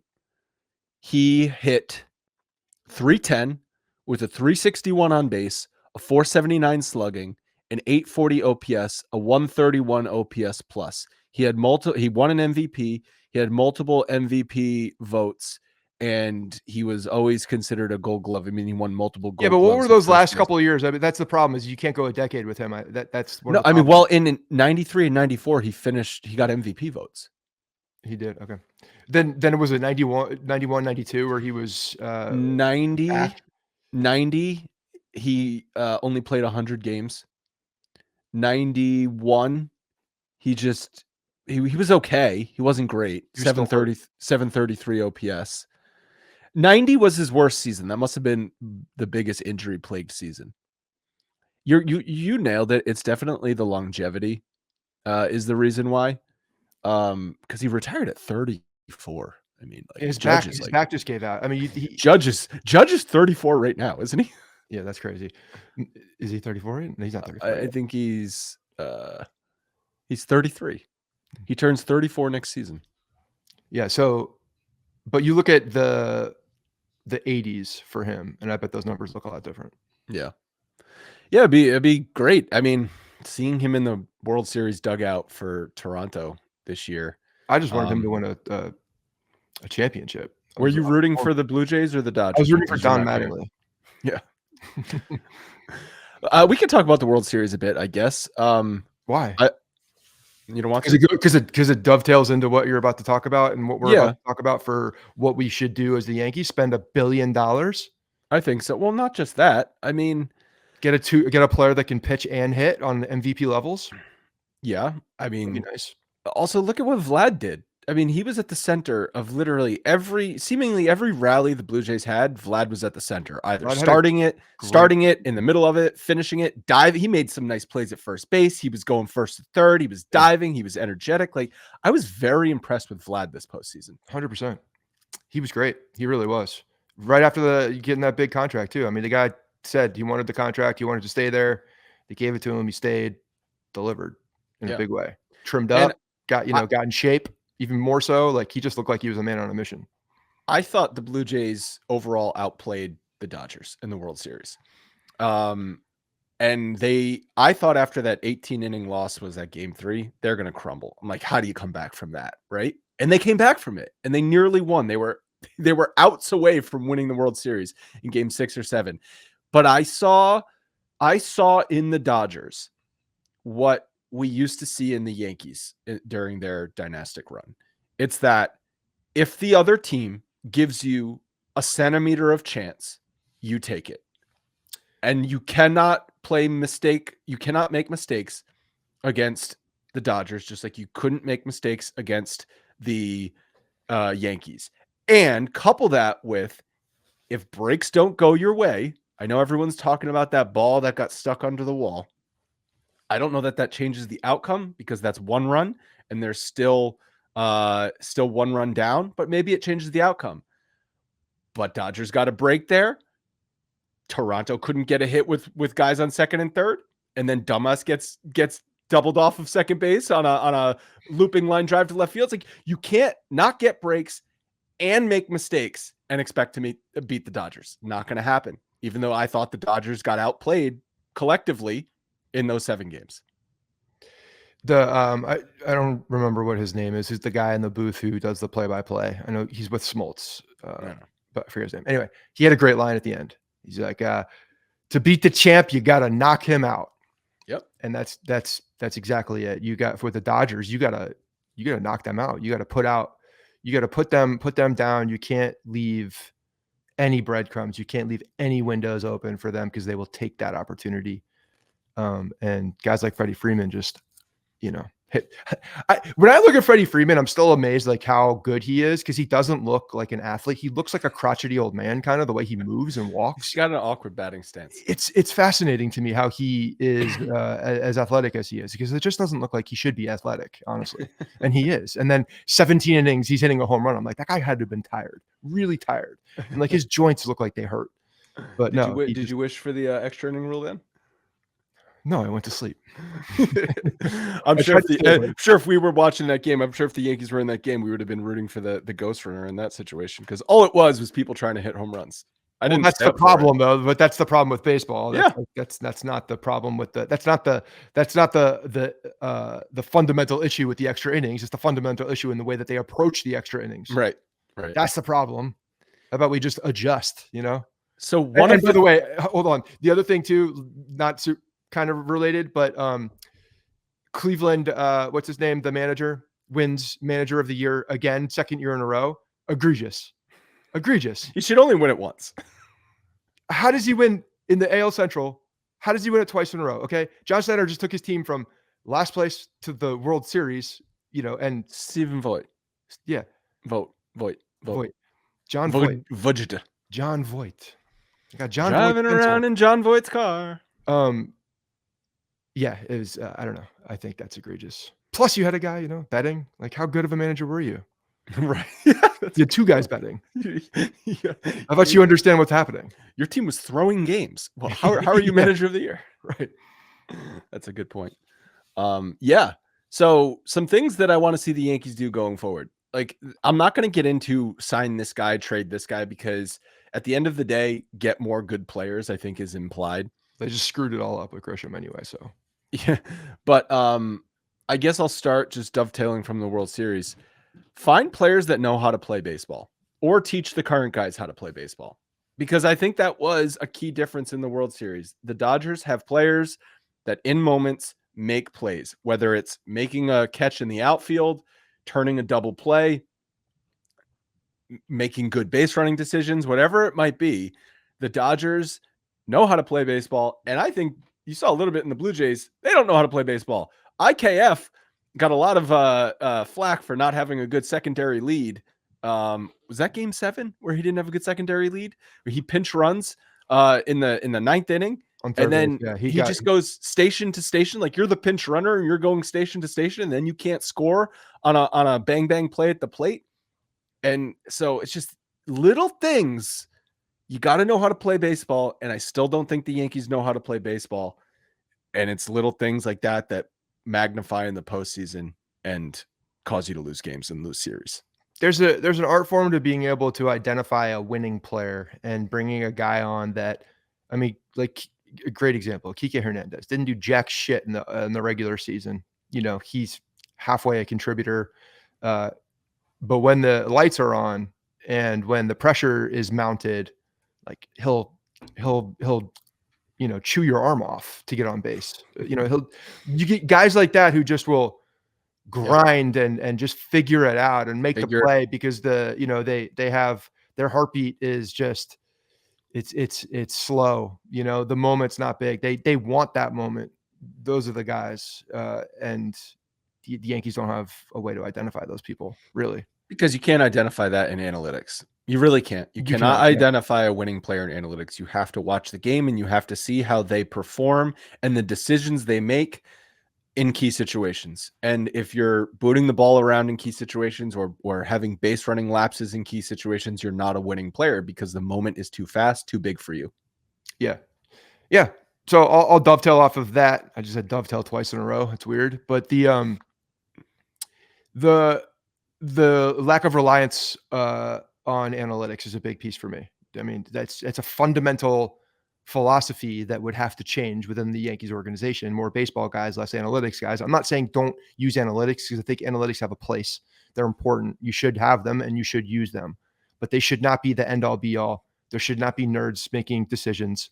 There should be a collaboration so that everybody is heard, and then you identify the best opportunity to move forward with a player situationally, give the people in the dugout more responsibility, more of a more autonomy to make decisions. And then that said, you need someone who can actually do that. But yeah, the feel for the game is so important. And I honestly, you saw Dave Roberts make the right call multiple times. And I know they're he's criticized for not being a good manager, and oftentimes. But he stayed with guys. He had gut calls that he was talking about even in interviews. I mean, he's got all-star caliber players at multiple positions. He also changed up the lineup to get different guys in at different spots just because he felt that it was a better opportunity for a guy.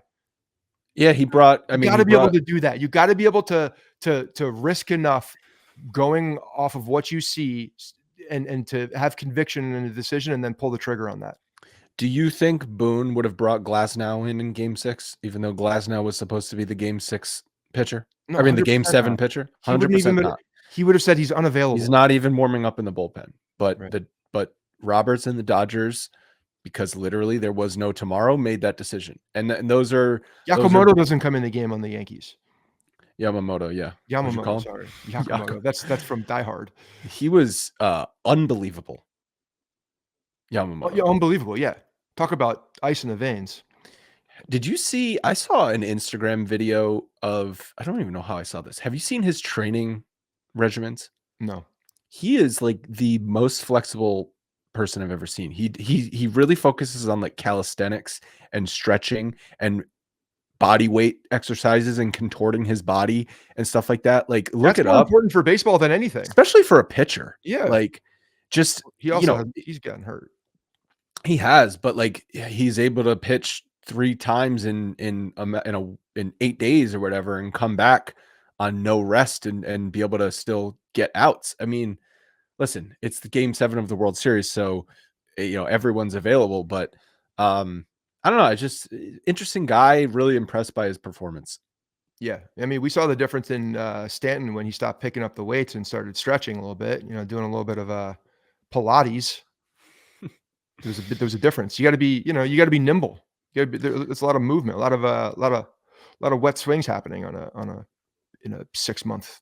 Yeah, and like you mentioned, the less reliant on analytics as the be all end all decisions. It's actually kind of surprising when you think about it that Brian Cashman is now at that point where he's just reliant and built a front office that is reliant on analytics for decisions, because he grew up in baseball in the 80s and then under Stick Michael. Like, that was his mentor, Stick Michael, and Stick Michael is like used analytics, because I remember I read about how Stick Michael and Buck Showalter were like the first analytics guys. But at the end of the day, damn, did they preach fundamentals and finding baseball players that are smart and know how to play in the right situations. Like, if there's one thing about a Buck Showalter and a Stick Michael team, they're not going to make fundamental mistakes. Yeah. And that was Brian Cashman's, that was how he grew up. That was where he grew in the that was the mentors he grew up under. And now here we are 30 years later. I mean, it's also 30 years.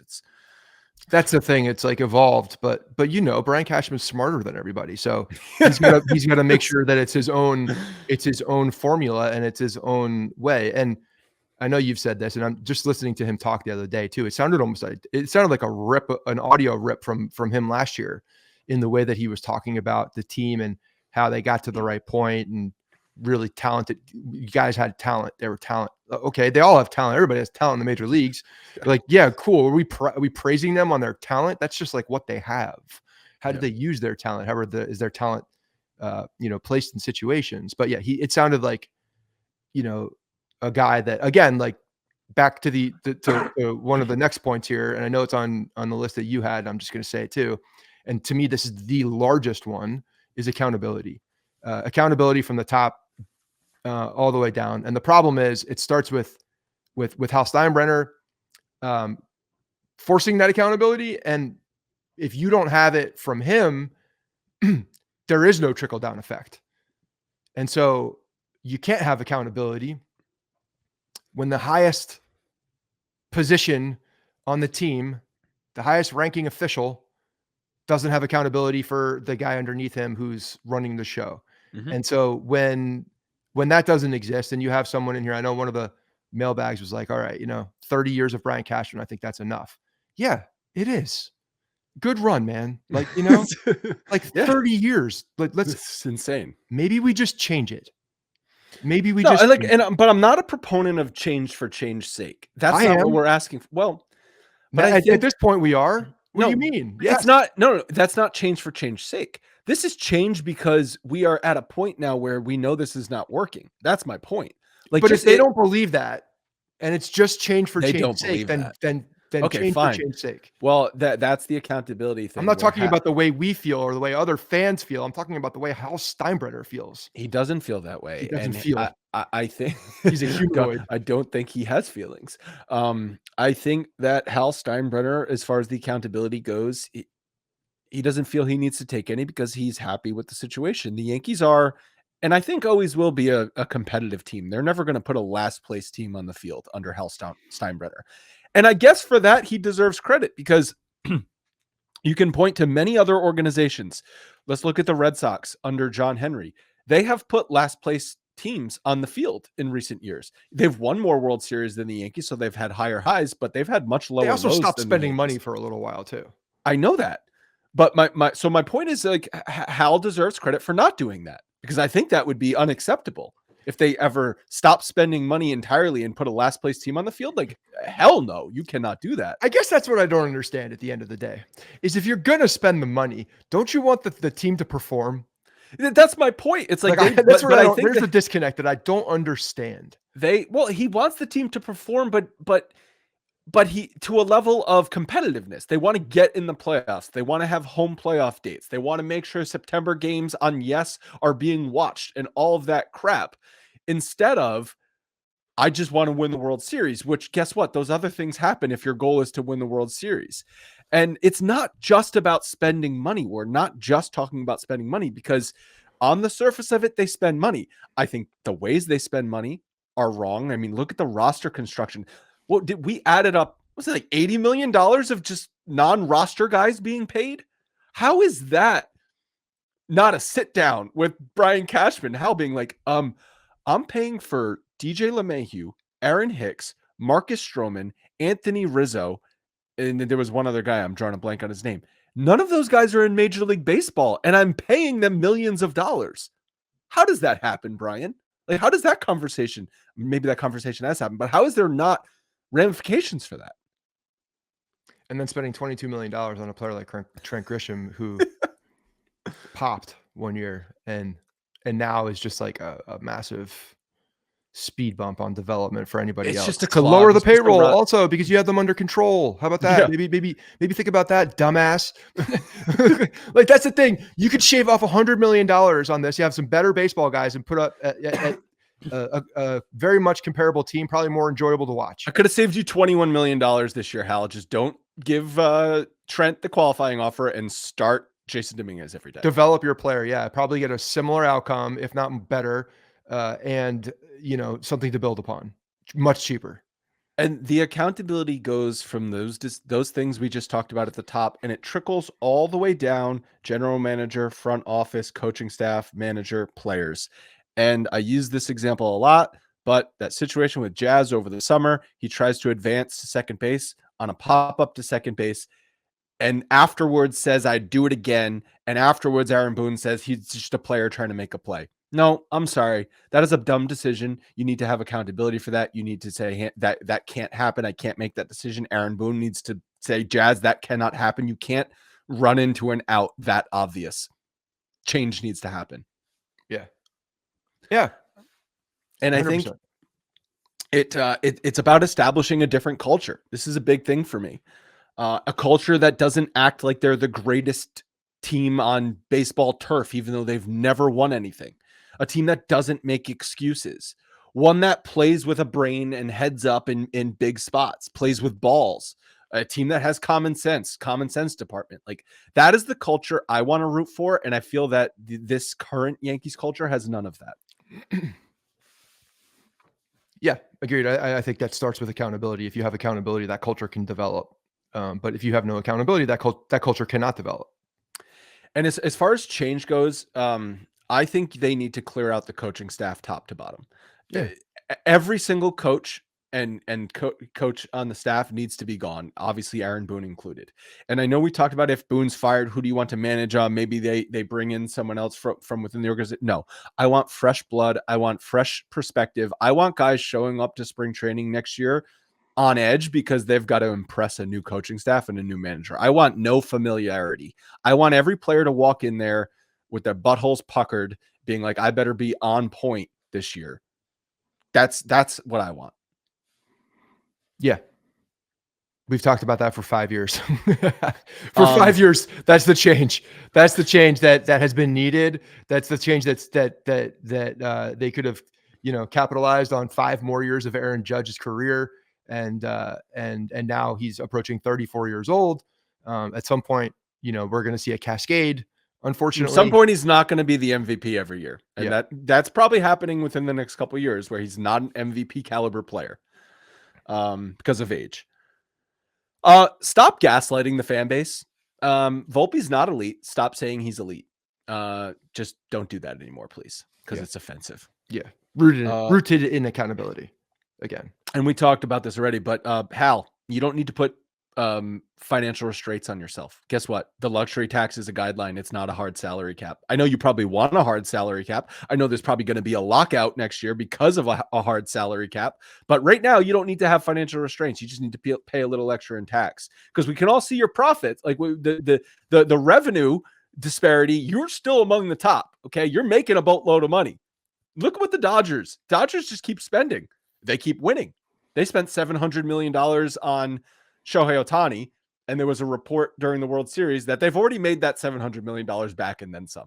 Yeah, that's what happens when you sign generational players and win. You're going to make more money. Yes, that's true. You're definitely going to make more money. He's obviously a unicorn, but but again, like, also just be smarter with the money, and then, you don't have to complain about it. Don't sign Trent Gisham for $22 million. Anything else that I missed? That's it. It's beating a dead horse with the, this is the stuff that we've been talking about for years and years and years. I really do believe a lot of it roots back to accountability in how you build the culture from within, starting from the top. It's a huge piece of this. And then just play baseball, like actually play baseball. Look for baseball guys, play baseball, use analytics as a backdrop. It helps, no doubt about it, but play baseball. You can find talented players with analytics, but then use your eyes, use your scouts, use your baseball instincts to understand, okay, this player is going to fit on my roster because he does XYZ, or this player doesn't do the things we want done in key spots. I don't care what his WRC plus is or his exit velocity is. He's not going to help us win ball games. Yeah. And to that point, like, even OPS, I think is a stat that I think gets blown out of the water a little bit, because to me, there are guys that are needed on a roster that can hit singles and get on base. Jays made a ton of contact all postseason. Yeah, just make contact. So that as like an aside to what we want to do as far as like the philosophy and changing things up. Go gap to gap, play between the lines, play baseball between the lines. Stop always trying to hit the ball out, because at that point you stop striking out and more things happen on the baseball field. You press, you learn more about your players. You have the ability to be aggressive. You just have more options when you're able to make contact with a baseball. And I do think slowly that's starting to come back into the game. And I think it's it's like turning a cruise liner, even though cruise liners are pretty nimble right now. If you've ever seen one turn in a harbor, it's pretty impressive. But they do use like a jet stream, and they go. I know, but like, wait, did you just watch like an Instagram video? No, I remember seeing one recently. But you got to make contact. Straight up. I know the people that are screaming at me right now, well, you're running into double plays. You're doing, like Neil's like, you're running into double plays. Like, don't just make contact. But at the same time, you need guys who can hit those gaps. Like, there are rule changes that have happened that allows you to get on base a little bit more easily. Yeah, we're not saying just hit the ball to second base. We're not talking about Chase Headley. So negative exit velocity. Let's use this as an example, okay? They just need more 280 hitters. They just signed Trent Gisham to the qualifying offer because he hit 30-something home runs, but he's an all or nothing hitter. And that's going to prevent Jason Dominguez, who is more of a gap-to-gap type player, from getting more at-bats for the Yankees next year. And that is the frustration that we are expressing. And a rocket on the base path. And the issue with the roster construction of this team, where I get it, on paper, the numbers look nice, but when you watch it in action, it just doesn't fit together like a baseball team should. Yeah. It's like a puzzle that got wet, It's like a puzzle. The corners just left out in the rain. Left out. It's really hard to, you can't fill those gaps anymore. It looks like shit. You have all the pieces, but it looks like shit, and you can't get the full picture. It's a great analogy that I just came up with. Yeah, that's it, man. Like, you got to have, like, I'm a firm believer in, you need role players. You need role players on a team. Look at all the great Yankees teams. You need a Luis Soho. You need these guys who could come in here, slap a base hit when you need it, go the other way, steal a base when nobody's expecting it, go first to third when no one's expecting it, because you're able to run the bases in the most pristine path.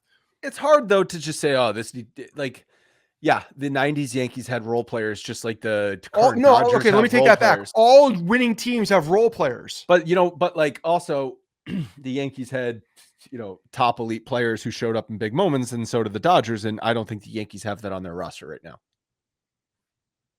Well, I mean, Judge did something different this year. Look, Well, I know a lot of people worry about Judge. I don't worry about Judge at all.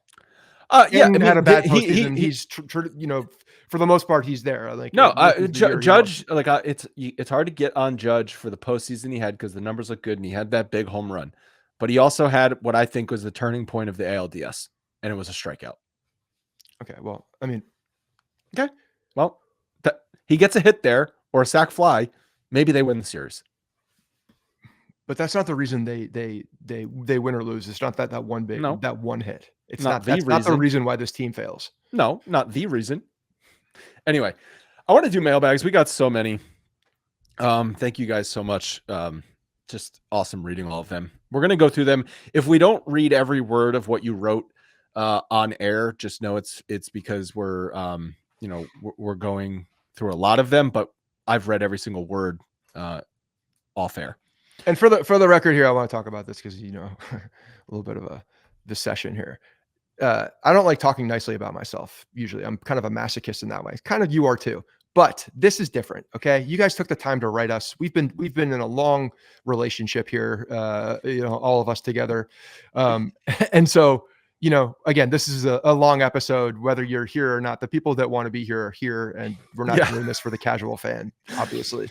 So we're listening to the core. We are doing this for the core audience. And so we're going to read it because you guys took the time to do this. And obviously there's been an impact made on both sides of the ball here.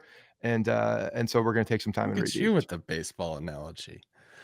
First one's from Lee Jones, our buddy, probably the number one leader in the clubhouse for most mailbags and emails sent. He says, just watch the pod, kind of saw this coming, gutted, but I get it. I'll save my eulogy for the final episode. Well, here we are. So glad you decided to do one. But in terms of memories, like you asked for, far too many to list, but I do fondly remember laughing hard at Scott's squirrel story. Your, meaning my gym one. Do you remember my gym story? You'd have to refresh it in my brain. This is when I was going to New York Sports Club in the city, and there was just this like old dude that would just get naked out of the shower and blow dry himself dry. That's right. And you know what? I just joined a gym recently out here, and some guys doing that too in the locker room. And I think it's just a thing in a gym. Once you get to like 75 years old, you're like, F towels, I'm blow drying dry. That's an insane thing to do. Yeah, it is. Numerous stories about your dad, meaning my dad. I guess that's one of the reasons your show was and is head and shoulders above the rest. It's the personal touch. Marriages, childbirth, Kemp's illness, Scott's tipped over trailer, ranch escapade, etc. The Yankee season is over. My job sucks. And my favorite show just got, quote, canceled. Time to open that bottle of Traveler whiskey, the official whiskey of Major League Baseball that arrived earlier today. Lee, thank you so much for your support over the years, your many emails. Feel free to email me anytime with your thoughts. Yeah, thank you, Lee. We're alternating them here. Okay, so you're up next. This is Eric. Eric also left a voicemail. Yeah, Eric's been a contributor. We've heard from Eric quite a bit, and I believe I definitely have met Eric at an event. So I know he's come to some. But he's been a guy that's been around forever as well.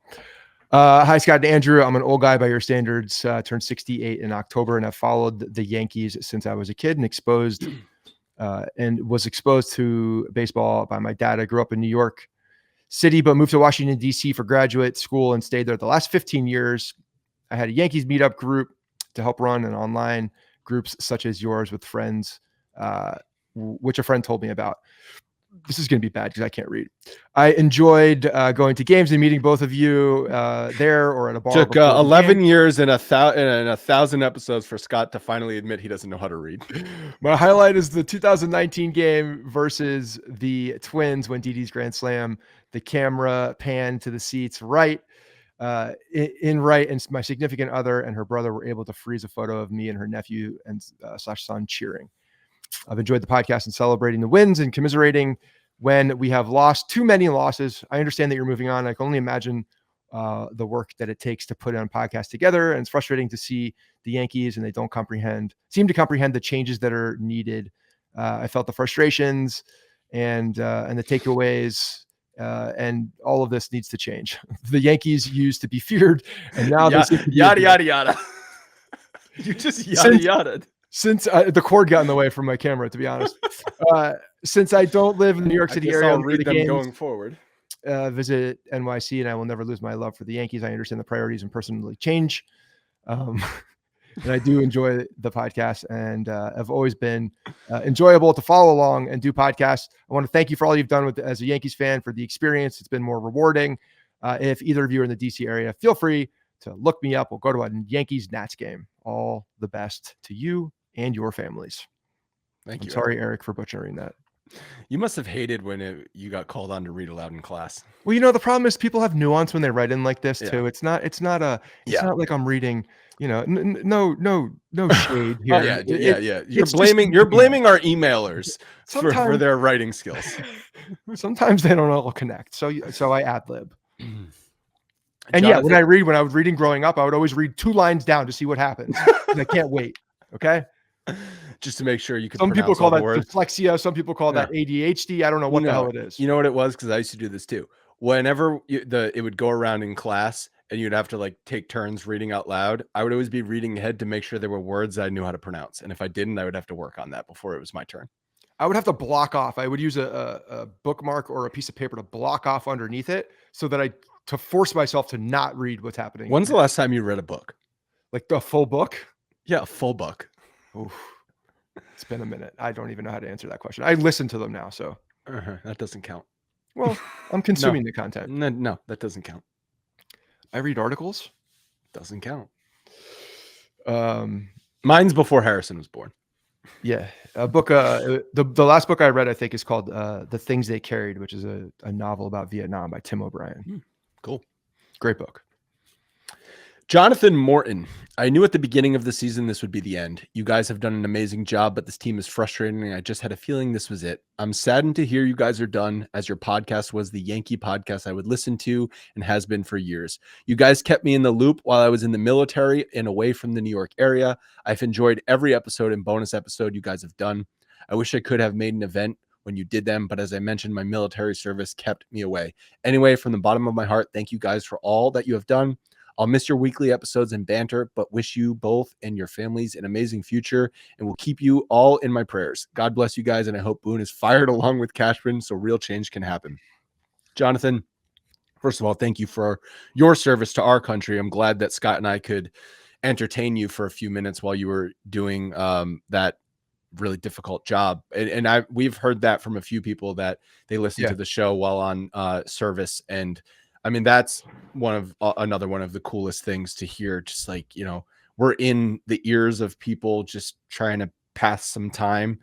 That stuff like that kind of gives me goosebumps. Just it was, really cool to hear that. Yeah, absolutely. Next one's from Tyler Hill. Hopefully I can make it through this one. Tyler, son of a bitch. I'm crushed to hear you guys are going to stop doing the show. I've been listening since the first season and can't tell you how much I've enjoyed this connection. I've never tweeted, emailed, or reached out in any capacity to any shows I listened to, but felt compelled to do today. Lifetime Yankees fan, now 47 years old. I started listening shortly after my first child was born. As I've gotten older and had more kids, 4 now, I've had less and less time to actually sit down. Can we pause there? 4 kids. Tyler, you maniac. Yeah, God bless you. I don't know how. I have 1. I don't know how anybody does it. See, I was doing really well, and then you completely fucked me up. Sit down and watch. He doesn't have time to watch games. And as you said on the podcast, the Boone era has been difficult to be passionate about. I used to stream 120 plus games per season and take the day off for opening day. That said, listening to your podcast has kept me connected to the team and the Yankees community. It also filled a void that was left when my dad got Alzheimer's and eventually passed last year.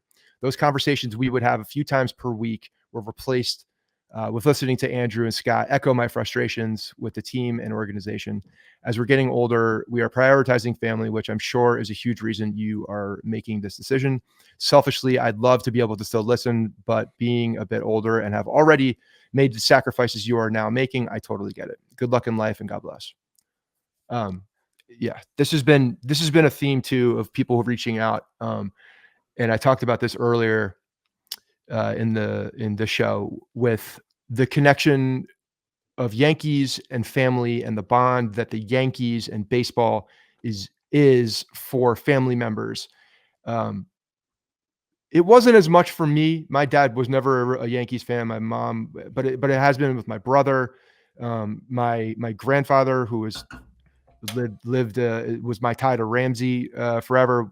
You know, was the first one, and my cousins got us into going to the games. They had the Sunday season ticket, so it was always awesome to go there on Sundays. And so that connection with family, you know, the Yankees have always been a glue, I think, for that. And you know, hearing Tyler talk about one, you know, condolences obviously for losing your father, but you know, even the later years with Alzheimer's, I can imagine how difficult that is as well.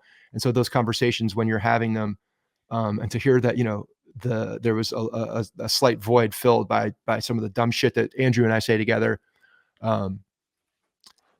It's awesome, man. Like, and to me, like reading through these, this is where I've even, you know, it's like, I said earlier how I have a slight addiction to the Yankees and probably talking on this microphone and emails like this, and knowing that this type of connection has happened outside of, you know, our basements on these microphones makes it really difficult for me to completely stop. And knowing that my son is coming up into baseball and starting to learn, like it kind of goes full circle here. And obviously I'm sure you're also feeling that with your 4 kids. And again, you want to hear a prediction. I think my prediction is that Andrew's going to also feel that in a couple of years. And that's just life. It's just like the stages of life and how they come and where your kids are and what you're doing. And yeah. Obviously everyone listening knows that my dad's a massive Yankees fan, and some may say a crazy Yankees fan based on the text messages I read. He's a crazy Yankees fan. and where I get maybe some of my my takes and that sort of outlook on the team. It's the number one thing we bonded over. One of my first core memories as far as baseball goes is watching the 96 World Series with him. I was 8 years old, and it was really from that moment on that's what we bonded over most, was the Yankees and baseball, going to games. He would take me to Fenway Park because we were in Rhode Island, as Fenway was closer. Anytime the Yankees, you know, made the trip to Fenway at least once or twice a year, we would go.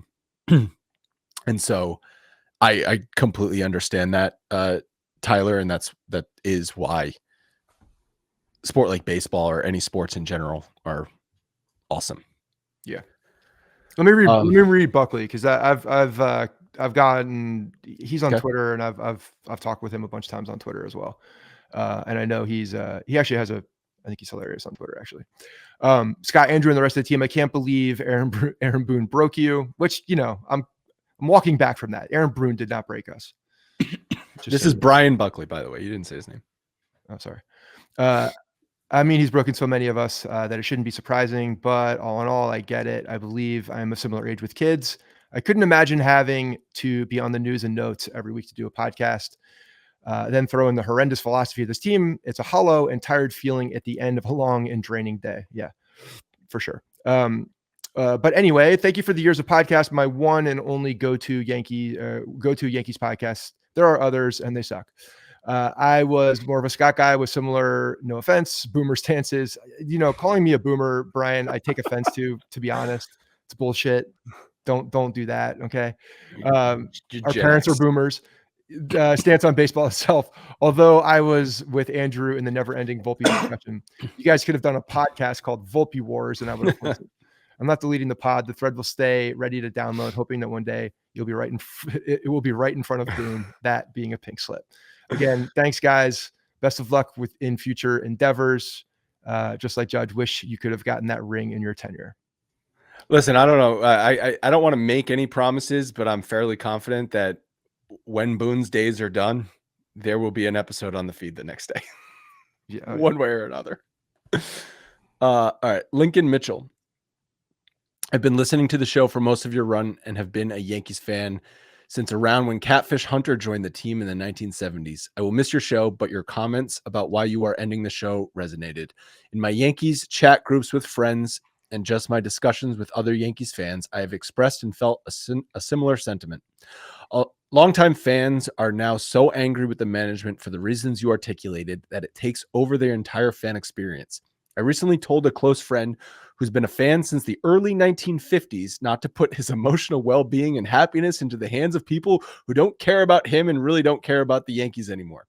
I've also had to remind the people in my chat group that this is supposed to be fun. And when it just leads to frustration and anger, particularly with Boone in the front office and the ownership, it just can't be worth it. I will remain a fan and still go to a few games every year, although I share your feelings about the fan experience at the ballpark, and I have dialed back my own intensity for the sake of my emotional well-being. I also agree that if there is a change in management and that perhaps a change in ownership, that would change things. In any case, thanks for the podcast all these years and good luck in whatever it is you decide to do next. I will say that there's a common theme too with a lot of people and Yankees fans, and just to be clear on something, I think is an obvious, right? And it goes back to 2016. When you have change and when you have like a vibrant change and something different and new, it's fun, it's shiny, it's cool. You know, like you have a new car, like it's great. So any change like that obviously is going to bring some type of an emotional increase for Yankees fandom. And I just don't understand how they don't understand that. Okay. Like, if nothing else, I just don't understand how they don't understand that. You know? Yeah. Like, it's not that it's that long ago. 2016, it was so clear. You could feel it. You could feel it when they decided to trade the team. You're like, wow, they're actually doing it. And the way that they did it, like, I give Cashman a lot of credit for this. He turned it. They didn't dump and sell. They pivoted, and it wasn't years still. of suck. It was No. I mean, a couple down years, obviously 2013, 14, and 16. 15, they made the They playoffs, should have but done it that was earlier, but I'm hollow. saying they Should have did done it. it earlier. They finally, but you could see the like, Mhm. okay, we all took a Something to breath build and we're like, towards. this is different. Yeah. I don't know what I'm gonna see. Let me, let me see something different here. Whatever, good, bad, ugly. Let me see something different. Yeah. Let me Exactly. Jesus. Something different. Okay. This is from Bryce E. Hello, Andrew and Scott. I feel like this email is a long time coming. I would have loved to call the voicemail line, but it's better I didn't for long distance charges. But I also feel I Those might still exist. cry. I might cry saying thank you to you fellows for everything over the past decade. We have been in touch here and there over the years through Twitter DMs, but most of our communications comes from me mostly agreeing with you folks as I listen to every one of your episodes. That's right. I am a day one Bronx Pinstripes listener. I have the hoodie and hat to prove it. Being a fourth generation Yankees fan from Canada can be difficult at times as I'm surrounded by Blue Jays fans. Having the pleasure to listen to the two of you week in and week out help keep my sanity for a couple of reasons. First, this team has been a tad frustrating to watch in the recent years. As every at the start of every season, I can almost feel how the script, there you go, of the season will play out and what has or has not been done to the roster. Listening to your analysis help reassure me that I wasn't the only person losing my mind. Secondly, you two have been playing in my ears for some long and brutal drives to and from university in my hometown. I can't thank you enough for this. I also have to thank you for helping me plan my very first Yankees home game in 2023. My girlfriend, now fiance, and I went to the Bronx to catch the Bombers versus the Giants on opening day. Unreal game as Judge whacked a homer on the very first pitch of the season. That could have been very bad if Judge was wearing the other uniform. Thanks to you guys for the recommendations on the pod. We hit up Billy's pregame, just an absolutely wild atmosphere that I will never forget. Side note, this past May, my girlfriend and I went to LA to catch the Yankees series. We were at the game. Judge and Ohtani homered in the first inning. We got engaged the next day. Great. It's like your whole life is surrounding around the Yankees. That's so cool. I think it's nuts to reflect on the pod. All three of us lead very different lives 10 years ago. When you made the call out for listeners to step up. I know I had to chime in. Before this gets too long-winded, I just want to say thank you for everything over the years. Bronx Pinstripes has been special. Yeah. Thank you, Bryce. I appreciate it. I agree. Bronx Pinstripes has been special, not just from doing this on a daily basis, with the whole ecosystem and podcast, but it's been special for the relationships, like straight up. That's, to me, that's the most important piece. And to hear that, we were a very, very small part of, you building a new life with your fiance and everything, influencing Yankees games and all that stuff is just awesome. Michael Mulligan. Dear Andrew, Scott, and Logan, in 2010, my wife, girlfriend at the time, and I moved from Long Island to the Washington, D.C. area before settling in Woodbridge, Virginia. While there are Yankees fans everywhere, I struggled to find anyone with the same enthusiasm for the team as I had down here compared to back home. Years went by and I'd still watch the team, but my enthusiasm started to wane. The old guys were getting older and the fun was starting to fade. And with no one to watch, I more or less stopped watching myself. Then on July 8th, 2016, my son Ben was born and I became a dad. At some point during the hectic day, I found myself holding my newborn son sitting next to my own father in the waiting area watching CeCe on the mound. CeCe was pitching a gem, but Ben was lights out, most likely from just being born. My dad and I suspected he might be a Nationals fan. A few weeks later, I found myself driving around town in circles trying to get Ben to sleep. I decided to turn on John and Susan, and within minutes, he was snoozing. I discovered the magic of baseball on the radio that day. It was more effective at getting kids to sleep than any Baba or Bibi. This game also just happened to be the world's introduction to Aaron Judge and Gary Sanchez. So he was listening to that game as we were sweating our asses off at that game. My dad and I suspected he might be a Nationals fan. Oh, sorry, I already read that. It felt like a new era of Yankees baseball had begun, like you just said. At the start of 2017, I discovered the Bronx Pinstripe Show. I think you'll agree that despite coming up short that year in the postseason was arguably the greatest season of Yankees baseball this century. Listening alongside you both, with Ben also snoozing on my arms, helped me cement it as sure for me.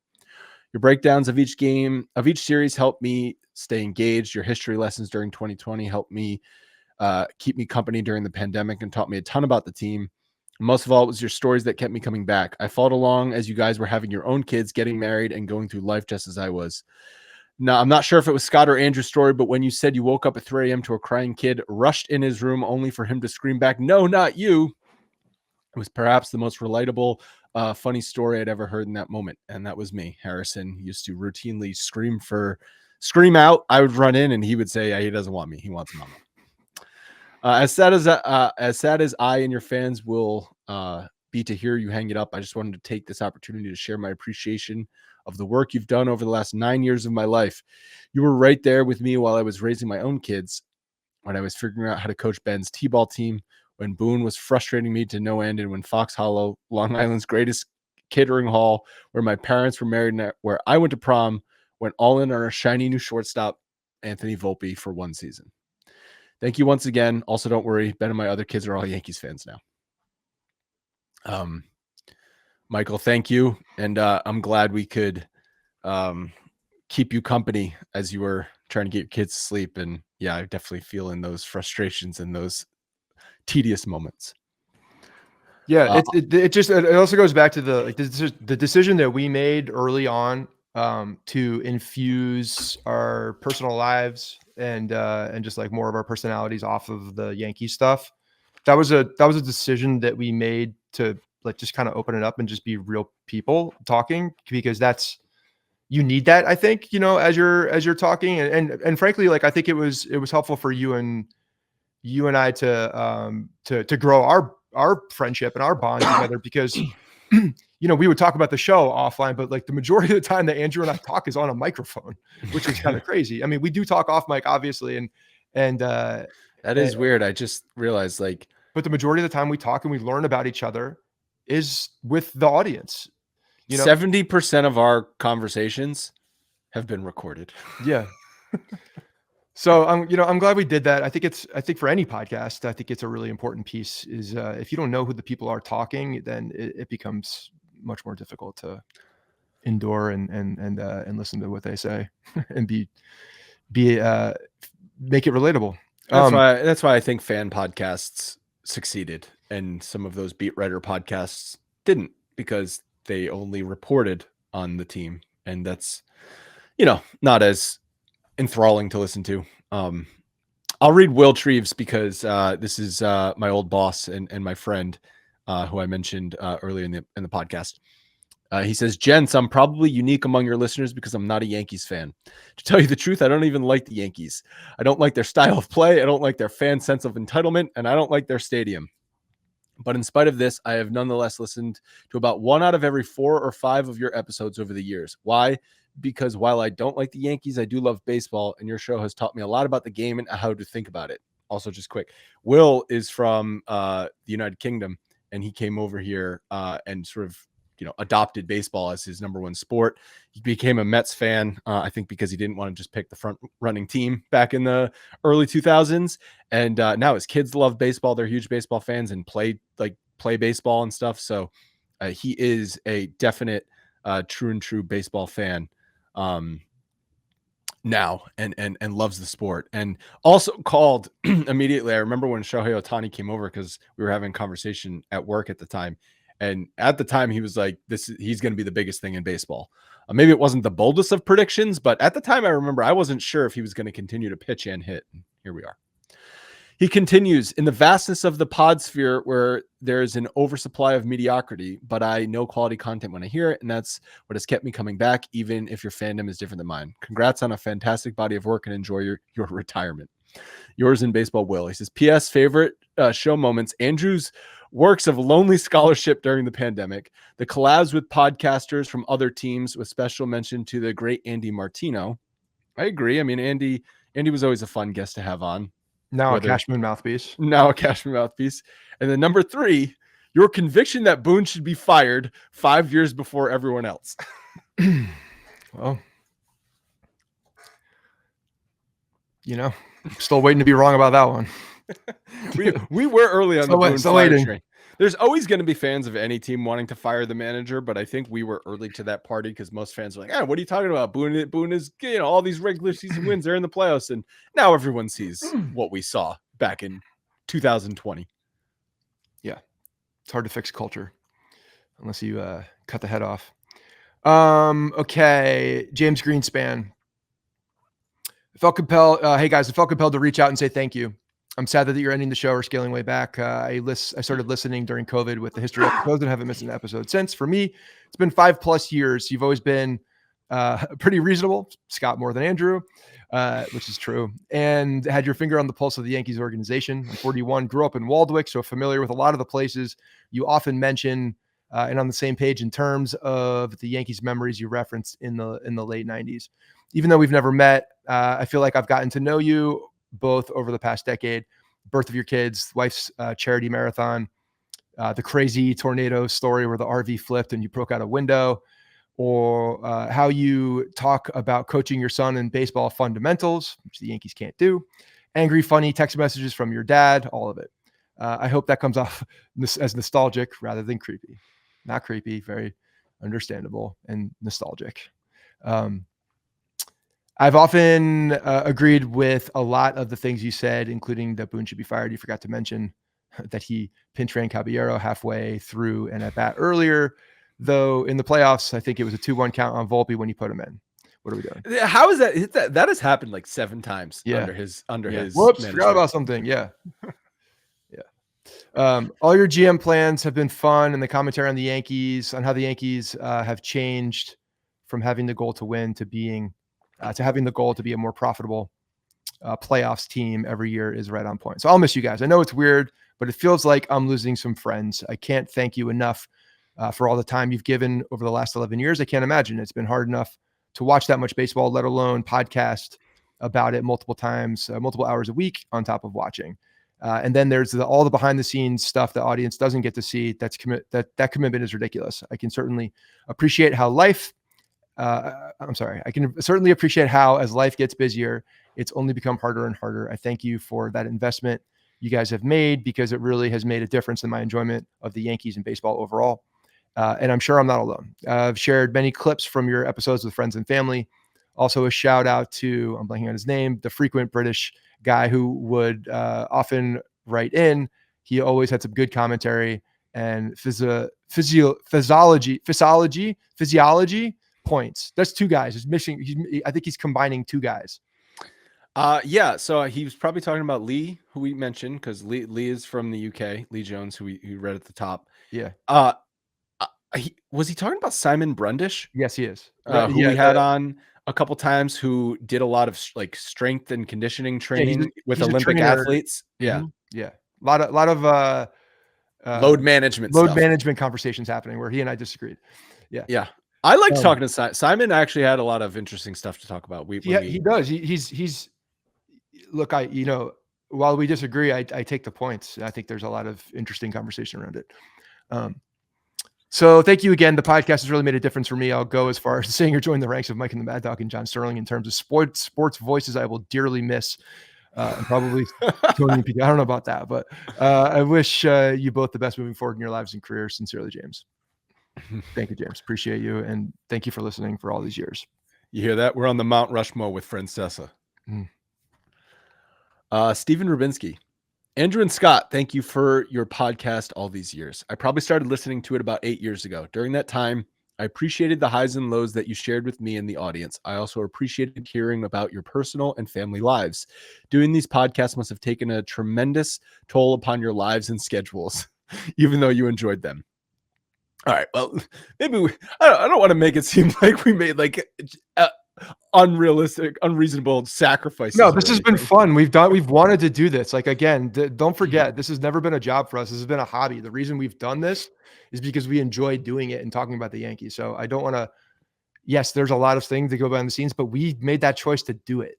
We wanted to do it. It's, talking about the Yankees is something we would have done anyway. So we're like, that was really one of the premises of the show. Let's record it. And for a long time, we even took it with us if we were traveling and on vacation, not because we had to, because we wanted to. And there were very rare situations where we would even skip until recently. He said, I would suggest that you consider doing a special podcast at the following times: preseason, all-star break, end of season. Even if you choose to follow the Yankees less closely, you'd still have a lot to talk about. Thank you for dedication.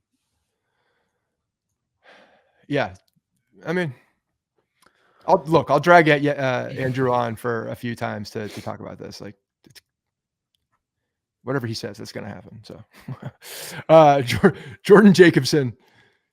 Hey fellas, this one came in through Twitter. I checked Twitter for the first time in a very long time and saw this. So, threw it in here. Hey fellas, been a long time listener, not quite from the beginning, but I believe 2019. I grew up in Boston, been a Yankees fan my whole life. As my dad is from the tri-state area and raised me the right way. And I'm sure Andrew knows this growing up in Rhode Island, although he's a Patriots fan. Andrew is. I've been a big fan of the show since I started listening. Bronx Pinstripes has always been the podcast I'm most eager to listen to. I always like hearing your takes, and thinking back, it feels like I've been pretty much in lockstep and don't recall too many thoughts on the team where we had a strong disagreement. I know you guys are sick of the Yankees Boone regime, waning your interest in doing the podcast, but going on 6 years now at this point, I listen as much to hear about the Yankees as I do to hear about your lives, which is a crazy thought, but I understand that that's a real thing, and I truly appreciate it. Yeah. I too have gotten married, had kids, changed jobs, played beer league, softball, baseball, and sort of gone through those things as you guys have, which is certainly an unintended consequence of the Bronx Pinstripes community and the following. Not trying not to get sentimental, but you guys have put in a lot of hours, which we spent a lot of hours listening to. That's true. That's the other thing, right? You guys spent, how many hours have you spent listening to our dumbass voices, but you probably can't even tell apart half the time. It's the number one complaint. Can't tell you guys apart. I'm sorry. Okay. I will try to change my voice. In any case, sad to see it ending, but certainly understand. Hopefully you will do some drop some random episodes or find the desire to bring it back. To finish on baseball, I was listening to a different Yankees podcast, as had to be. I had to find a new one, and they did an off-season GM episode. The takeaway was that the off-season sucks, and it's not a very fun exercise because of some of the positional and fiscal parameters. I couldn't help but think that getting Judge to start his inevitable conversion to first base alleviates a lot of that challenge. Yeah, I mean, again, I do believe that it is inevitable and should just happen. Yanks can sign Belly or trade for Kwan, get Dominguez on it every day. This is before Grisham signed, and bring up Jones. Also, natural platoon for Rice, righty lefty first base, and opens up an extra infield spot, third base, and shortstop competition and depth. I'm not sure if you guys have thoughts, but figured I'd throw that out there. I guess I will hear from you soon, Jordan. Yeah, like I said a little while ago, I focused what I want to see more on just organizational and philosophy versus get this player, don't get this player. I would love Stephen Kwan. I love Stephen Kwan. That's the type of player I think this team needs more of, a fundamentally sound player that puts bat on ball and puts tough at bats. And I know in a key spot, if you need to put the ball in play, he's going to do it. He's not going to strike out. I think that was the theory for IKF. I think that was the original theory for. Yeah, well, the problem is why we were excited. At least I had more probably excitement from the beginning of him, and the other guy from the Marlins who was hurt. What's his name? The third baseman played first a little bit, kind of a utility player from the Marlins. Yeah, what the hell was his name? White guy. Oh, white guy. Okay, that helps. Yeah, I mean, the problem is he led the National League in stolen bases, I think, before he came over. Yeah. I forget his name. Yeah. Anyway. This is also what happens. Like when we started this podcast, I knew the name of not only everyone on the roster, everyone in the minor league system, the top prospects, at least 5 players from every other team in baseball. And now there's just too much going on in my brain. I can't think of names of guys that were on the team last month. Yeah. Welcome to my world. It only gets worse. Oh, was that the last one? That was the last one. There's one thing I need to reveal, and then I want to, and then let's get some final thoughts, I think, maybe. So someone in the voicemails asked about, by the way, listen to all the voicemails. I really appreciate you guys sending them in. They're also going to be long. I'm not editing them. There's how many voicemails are there? I don't know. 20 something, and they're all about 2 minutes long. So buckle up for like 30 to 45 minutes of voicemails. Yeah, or don't. That's your call. But the put it on 2x. Something I guess I never ever mentioned. I was very excited for. This was last year when Clay Holmes was coming over and looked lights out for a minute, and we thought we had our closer and all that. And then shit, the wheels just fell off the freaking bus. But the Yankees were doing all, I think it was after Diaz had the trumpets, which I think is one of the best. I really do. I saw that the Mets did. I was like, damn, okay, Mets, like that was good. I thought the trumpets for coming in is pretty epic, honestly.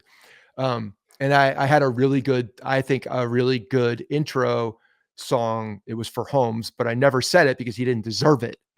This is a song that you gotta deserve. So I think if I remember correctly, you were like, I'm gonna. What the song was. Well, no, but if I remember correctly, you were like, I got a really good song. I'm gonna reveal it next episode. You did it as like a tease, and then like that next series, he blew like 2 games. I'm waiting. I'm gonna wait until he refines it.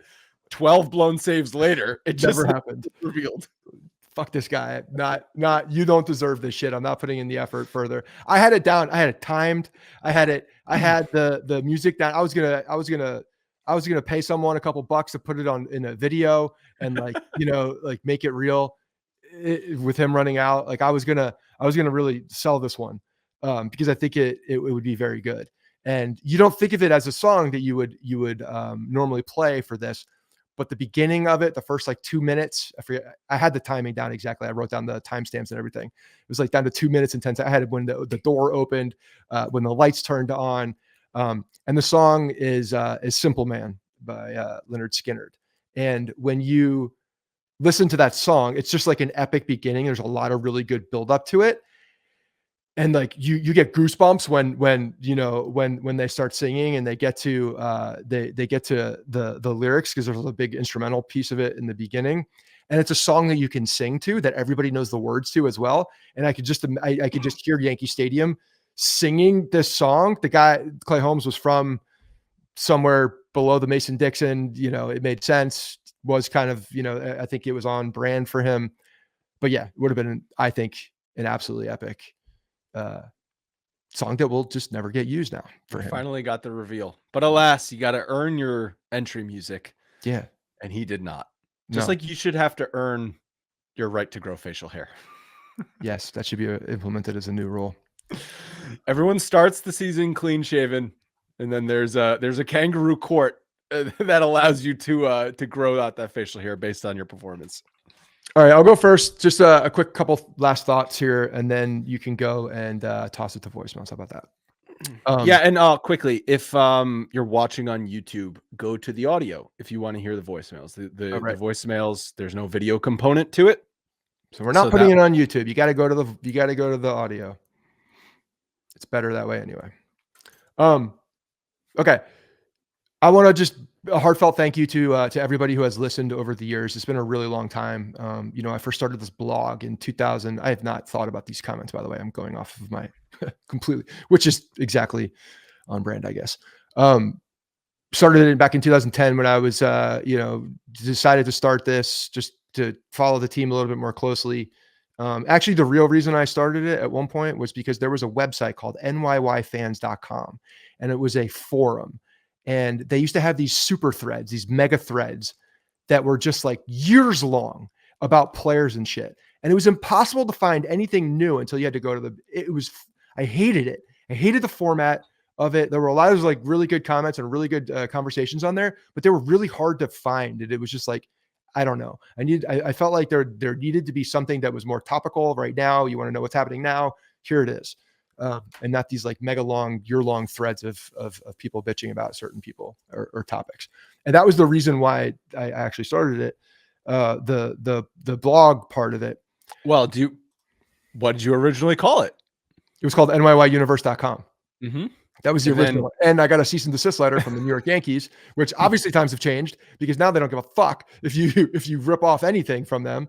But for a while, I was going back and forth with lawyers that were representing the New York Yankees from my small ass. It was a tiny little podcast. There wasn't a podcast. It was a blog. It was a shitty graphics that I was just like learning Photoshop. I still have this one picture of me with a stupid thing above my head. That was like a world with like pinstripes. I don't even remember. It was really bad. But yeah, they said it was too close to Yankees universe, and I got a cease and desist letter for it. And then in fairness, it was pretty close to Yankees universe. Well, whatever. Then I used Bronx Pinstripes. I'm like, how about Bronx Pinstripes? Does that work? Do you guys gonna sue me for Bronx Pinstripes? Those are just two words. That's a location and a word. You can't sue me. No, and I'm happy they did it. I'm happy I got a cease and desist letter from them because the name Bronx Pinstripes is way better and is just everything happens for a reason, I guess.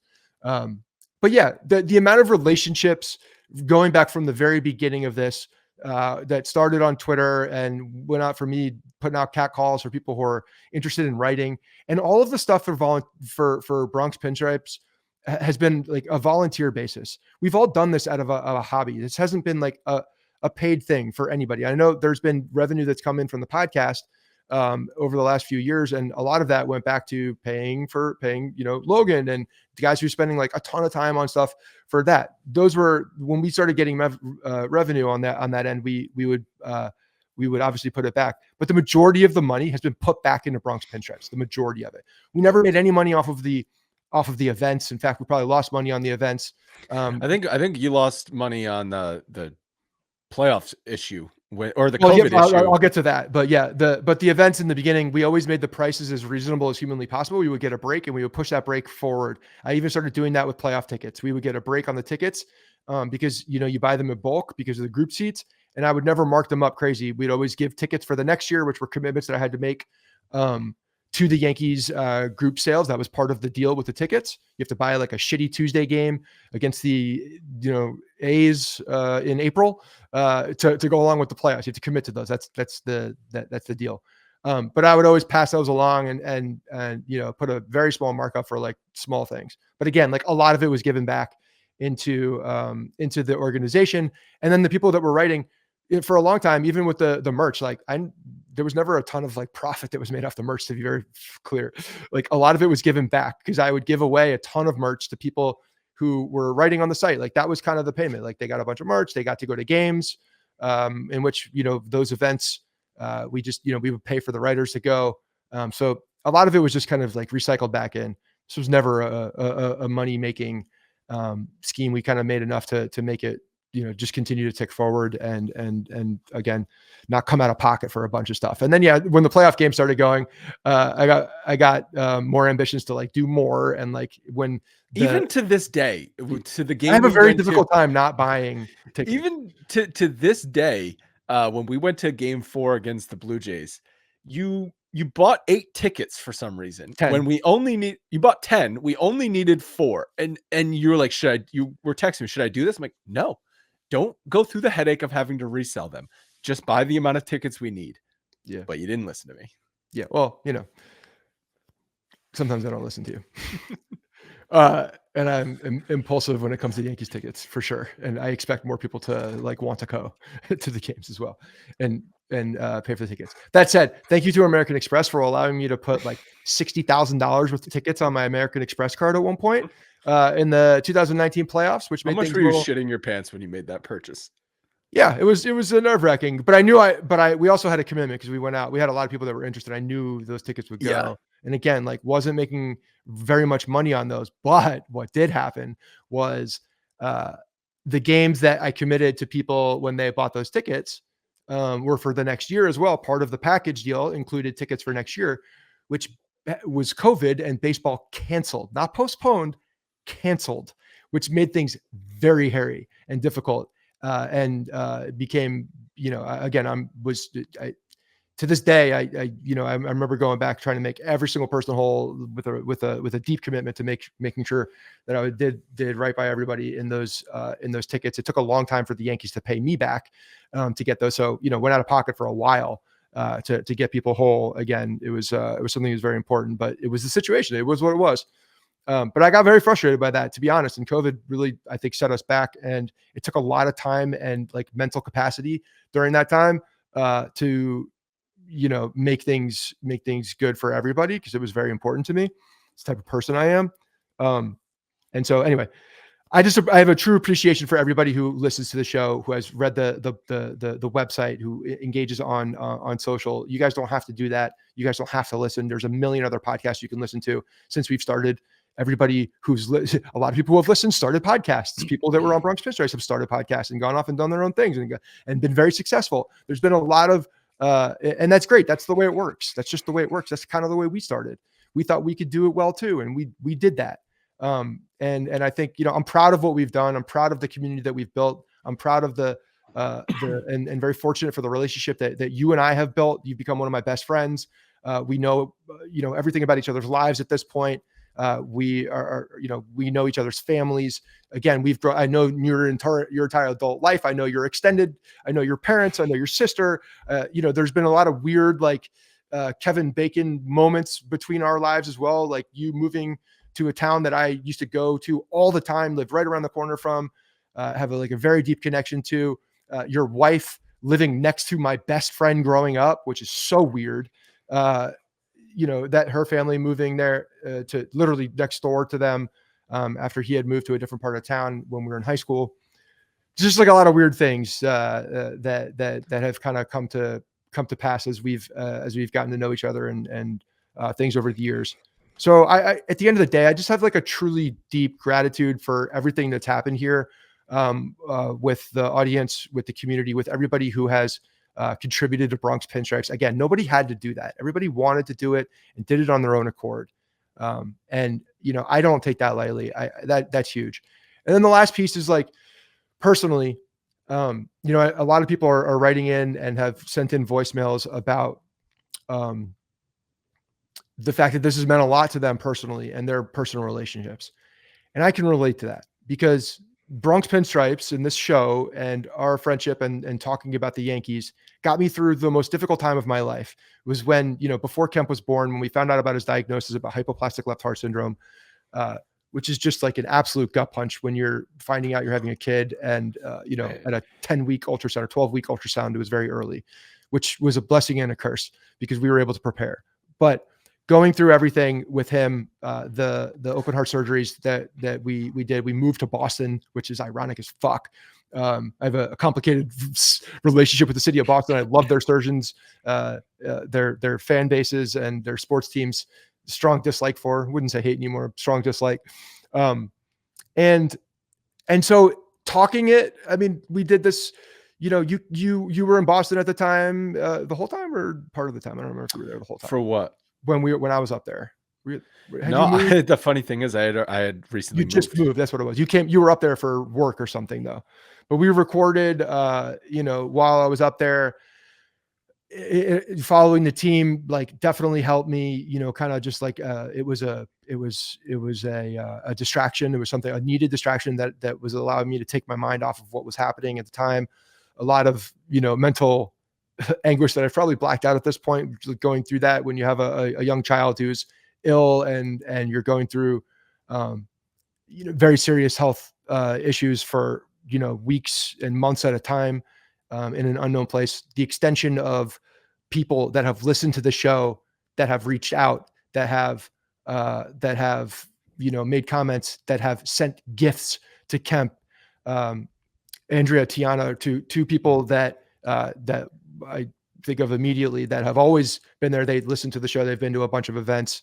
But we've all become friends. They went to Tampa for that outing that we had at the Trop. Kemp was literally being passed around as a toddler to everybody who was in the group. And like, I had never met half of 95% of the people that were there. And I'm passing my child to them who had 3 heart surgeries and all that, because there was just like there was just a blind trust and bond that was there. Like, yeah, sure. Like, we're all family at that point. And that's what this became. It became a family. Bronx Pinstripes became a family. And I think that's the biggest thing, and why probably I have this deeply strong tie to it. And it becomes very difficult to put down for me personally.